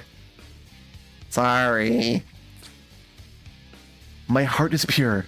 My hands are steady. My taste buds have been preparing their entire lives for this moment. I will show the world my cookery. You begin to levitate off the ground. Energy courses through your body. You know that with this power, you could do anything. Except turn back time, which would be super useful, because while you were powering up, your chicken pot pie overcooked in the oven and can't be served. Don't worry, dear Larry. You may have suffered some setbacks, but all is not lost. Impressed with your fortitude, Colonel Sanders decides that you have earned his support. I've been watching today, and I must say, I'm truly impressed. You've been thinking on your feet and rolling with the punches. Sets up to your station and stands right beside you. I'm here to help. All you've managed to make is mac and cheese, and time is almost up, so you're going to need it. But Colonel Sanders, what about the rest? What happened to you? What about the rules? Following the rules has never really been my thing. I follow my heart. What a guy! Colonel Sanders unfolds a delicate white towel to reveal the most delicious fried chicken tenders you've ever laid your eyes on. And besides, sometimes unexpected combinations can have surprising effects that surpass their individual efforts. Are you suggesting if we combine forces, we can form the perfect food union? Time's up, students! With time expired, it's the moment everyone has been waiting for. You must now prepare to present your dishes. A handful of students stand tall, but the class seems incomplete. Seems we're missing some students. Pop? Damn. It seems we're missing some students. Pop? Clank? From off screen, you hear a pure and innocent giggle that can only come from one student. I'm flying! It sounds like it's coming from that broom closet over there. Miriam, would you mind? Out of the closet, you see Pop hanging on a broom hook by the elastic of his underpants. Pop, get down from there right now! Let me guess, did Van have something to do with this? Let me guess, did Van have something to do with this? When someone asks for a wedgie, who am I to refuse? I thought a wedgie was a salad. It looks like Pop is eliminated from the challenge. It looks like Pop's eliminated from the challenge, seeing how he didn't cook anything. I can't feel my legs. May I be excused? Sure. You kids and your pranks, I'm ashamed. It's not the worst pick in UCSLAL history, but it's not exactly your big material. Wait a second, pranks? Pranks? Clank! Where did that pressure cooker roll off to? You wait to hear a signature word, beep, or other onomatopoeia, but there's none. Somehow he must have gotten unplugged, I guess. Figure that out later. There's only 4 remaining students. Please, select your final projects. Yes, it has been a long semester. Wow, 3 whole days. 3 whole days long. After days of hard work, the time has come for me to eat. Miriam, please step forward. Now, describe your dish. I've made tender udon noodles and savory syrup. Syrup soup. My word, it's so delicate. Is that a teeny tiny Naruto maki I spy afloat this itsy bitsy bowl? Yes, chef. Please, call me Sprinkles. Chef is my father's name. Yes, Sprinkles. And some green tea made from baby tea leaves I picked myself. Sprinkles carefully sniffs around the tiny dish before opening his mouth and letting just the tip of his pink dog tongue dip into the bowl. Sublime. Would anyone else like a taste? Oh, come on. I'm not one of those dogs who doesn't floss. I even have a really cute electric toothbrush for dogs. Fine, I'll do it all by myself. In a flash, the entire meal has been devoured. Not that it took much, it was less than a thimble's worth of soup. A+! Rarely do I taste a dish with as much love poured into as yours. Miriam's overjoyed. She gives you a huge hug. Thank you, Larry, for helping me to believe in myself. Van, you're up. Now, describe your dish. I made uni over smooth egg custard and an axe-hewn urchin shell topped with caviar. You skew one type of urchin with spines from a second, different colored type of sea urchin? Yes, Sprinkles. A bit much, wouldn't you think? That's exactly why I did it. A bit much is kind of my brand. Doesn't it look cool? Sprinkles leans in to sniff the uni, but he can't get his nose close to it on account of all the spikes. He begins to paw at it erratically, causing the custard to slosh around. Woof, woof. Please be gentle with my cuisine. Arr. Finally, Sprinkles goes all in, tongue first, but he can't get past all the needles. He reels back as his tongue is poked and prodded. Yeah, my tongue! The professor appears to be having an allergic reaction to the sting. I can't eat this. It keeps poking my tongue. Disqualified! A stunning turn of events. Who would have thought that serving food in a bowl made of needles could make it difficult to eat? Dejected, Van does not go gentle to the night. Disqualified for glamour! This is the last you've heard of me. Before he has to endure his swollen tongue for another moment, Sprinkles reaches the last of a bowl of milk. I know, yeah, I'm a dog and I drink milk. Get over it. Sometimes it helps calm my agitated tongue. Next student, Ashley, it's time to step up. Now, describe your dish. I made orange blossom Turkish delight in a light rosewater syrup, topped with French meringue, connected by sugar glass. Actually doesn't sound too bad. Indeed, it's quite delightful. However, I'd ask that you please refrain from eating it or attempting to taste it any way. It's very fragile and meant to be on a display piece. Don't eat the food at a cooking school? Got toast in your ears or something, Larry? I told you, it's a display piece. Actually, I must say, it is beautiful. However, this is a cooking competition at a cooking school. Yeah, which is why I cooked it. And did an extremely good job of cooking it, too. I didn't realize that we were having an eating exam. I wanted to be just judged on eating. I didn't go to college of eating. School for the hungry. Suppose you could smell it if you absolutely insisted, but don't breathe too hard. You might disrupt the sugar spiral. Chat, I think we're almost over. We're gonna keep going. We're waiting for the ads. Chat, my voice needs a break. Give me 1 second here.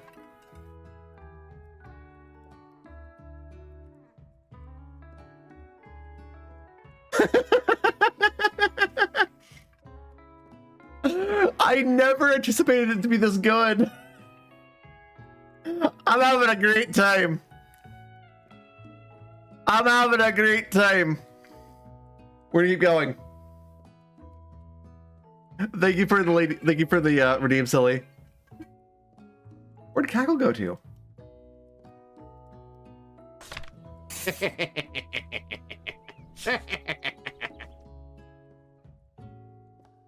What are we doing, Dream Daddy?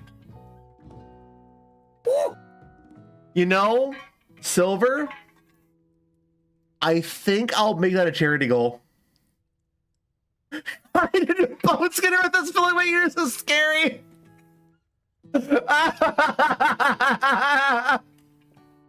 I'm just imagining about like the dishes and dogs and gravy and Agon's just like, I'm trying to fight this demon, dude. Give me a break.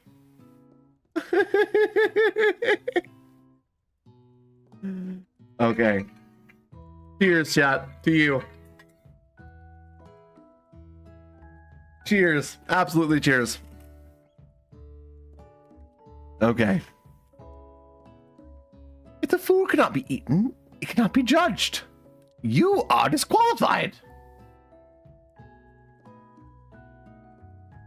Rage overtakes Ashley, and she finally cannot keep her two-faced routine up. You wouldn't know high-end cuisine if it cooked you! With that, Ashley seems off to dedicate herself to being the best, but this time without being shackled by trying to be fake nice and like everyone. This isn't your last you've heard of me either. This class gets much smaller. I'll be teaching myself. Captain. My guy, I appreciate it. Hang on, this is for you. 1 ding for you. Thank you, Captain Sack Party.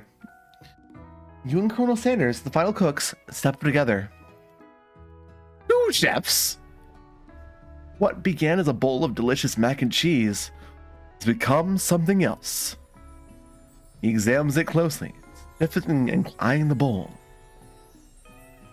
Uh-oh. I don't have a good feeling about this. From somewhere in the room, a literal drum roll plays. Just when I thought I've seen everything in this kitchen, you give me this thing. And completely blow me away. In my 49 dog years of life, I have never tasted anything so delicious and perfectly balanced. It's so delicious, in fact, that everyone passes the class. You pass, and you pass, and you gonna pass. Everyone gets a pass. Everyone gathers around and partakes of the mac and cheese bowl. They all seem to transcend this reality into another dimension. You win! Together, you and Colonel Sanders have made a new menu item. The new menu item is so impressive, even Van and Ashley are drawn back in by its magnificent fragrance. Well, magnetic fragrance. When they gaze upon your mac and cheese, they admit that you are indeed an excellent chef. Sprinkles declares that you have passed. Everyone has passed. There was supposed to be more battles, but come on, how could they do better than this one? Now that the school year is complete and everyone has graduated, the students return for one last assignment to get their groove on. The cafeteria has been completely redecorated in order to serve as the site of the school's graduation dance. Compared to the massive high-tech cooking arena, the humble decor seems downright cute and cozy. DJ Dog is in the house! You know that Sprinkles was a master chef, but also a world-renowned turntablist? Who says you can't teach an old dog new tricks? Van Van and Ashley did tell everyone they've committed themselves to righting the wrongs they did while they were the villains. For a moment, you actually believed them. Not another haunting.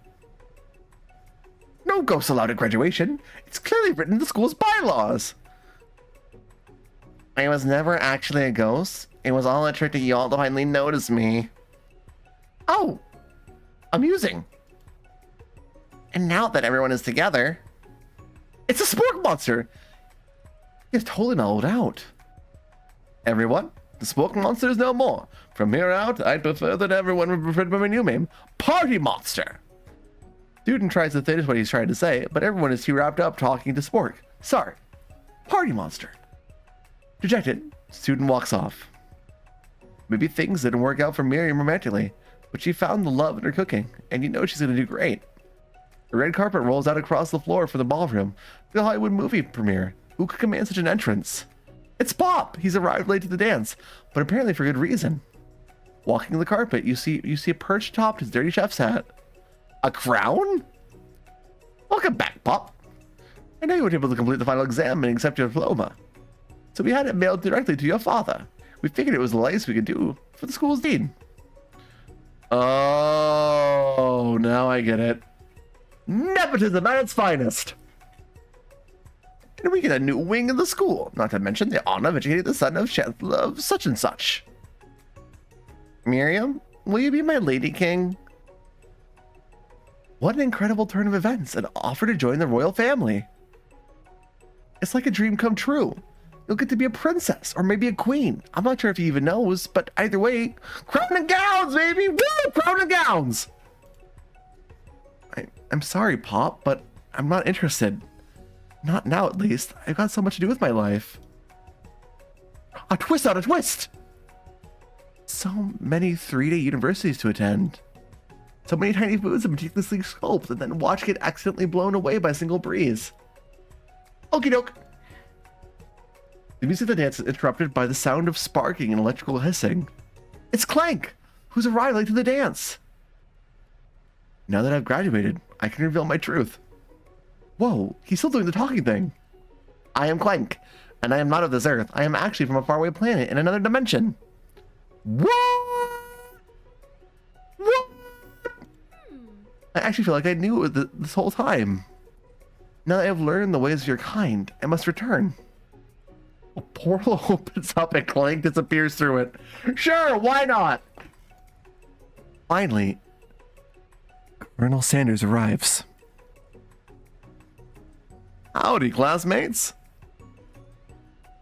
Is that the first day you met him? He has come prepared to feed the entire class. However, it's not enough to just give them a bucket of chicken.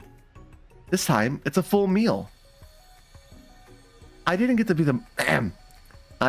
the most famous chicken man in the history of chicken, and man by not reminding people to go out and buy my chicken. The end? No, it's not the end. As everyone feasts on their delicious chicken dinner, Colonel Sanders finds you sitting at the edge of the dance floor. Larry, what are you doing sitting all alone? Oh, you know, just waiting for the right person to ask me to dance. I wonder, might you tell me, what are the qualities that you would expect to find with such a lucky person?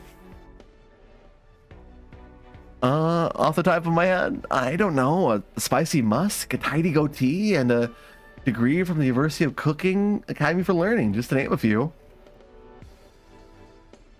It truly is my lucky day. Would you dance with me? Yes, I would love to. As you glide across the dance floor hand in hand with Colonel Sanders, the future stretches out in front of you. And once my 100th franchise is up and running, I'll be ready to take a day off, and I'll be so glad to sit together with you, Larry. How sweet. We'll work together and play together. Colonel Sanders stops dead in his tracks. Work together? I think this is something I'll need to do by myself. But who will help run your restaurants? I don't believe I need help. Besides your time at school here. Do you really think running restaurants is the best path forward? Could it be you found a love connection but failed to earn Colonel Sanders' respect as a chef? Can you live with only half of him? Will you be able to endure sharing with him his other love, the life of entrepreneur? I suppose I could enroll at pastry school. Oh my dear Larry, I'm sure that you'll find your place eventually. And along the way, you'll have me by your side!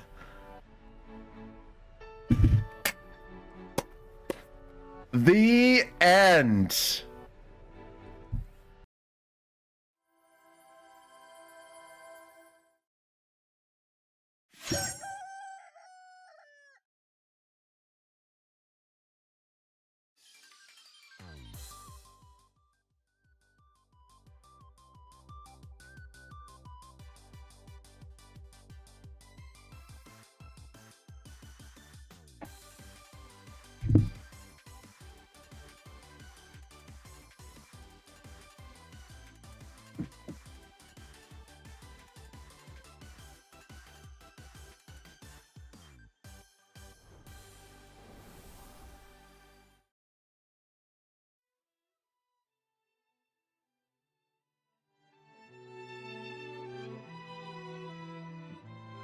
Chat, thank you for joining me for our Valentine's Day special of I Love You, Colonel Sanders.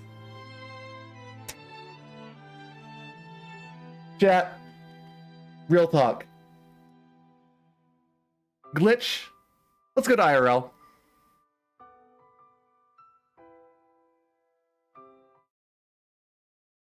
Chat, Valentine's Day is meant to be a romantic affair. If you have a loved one that you would like to take the time to meet, to hang out with, please do so.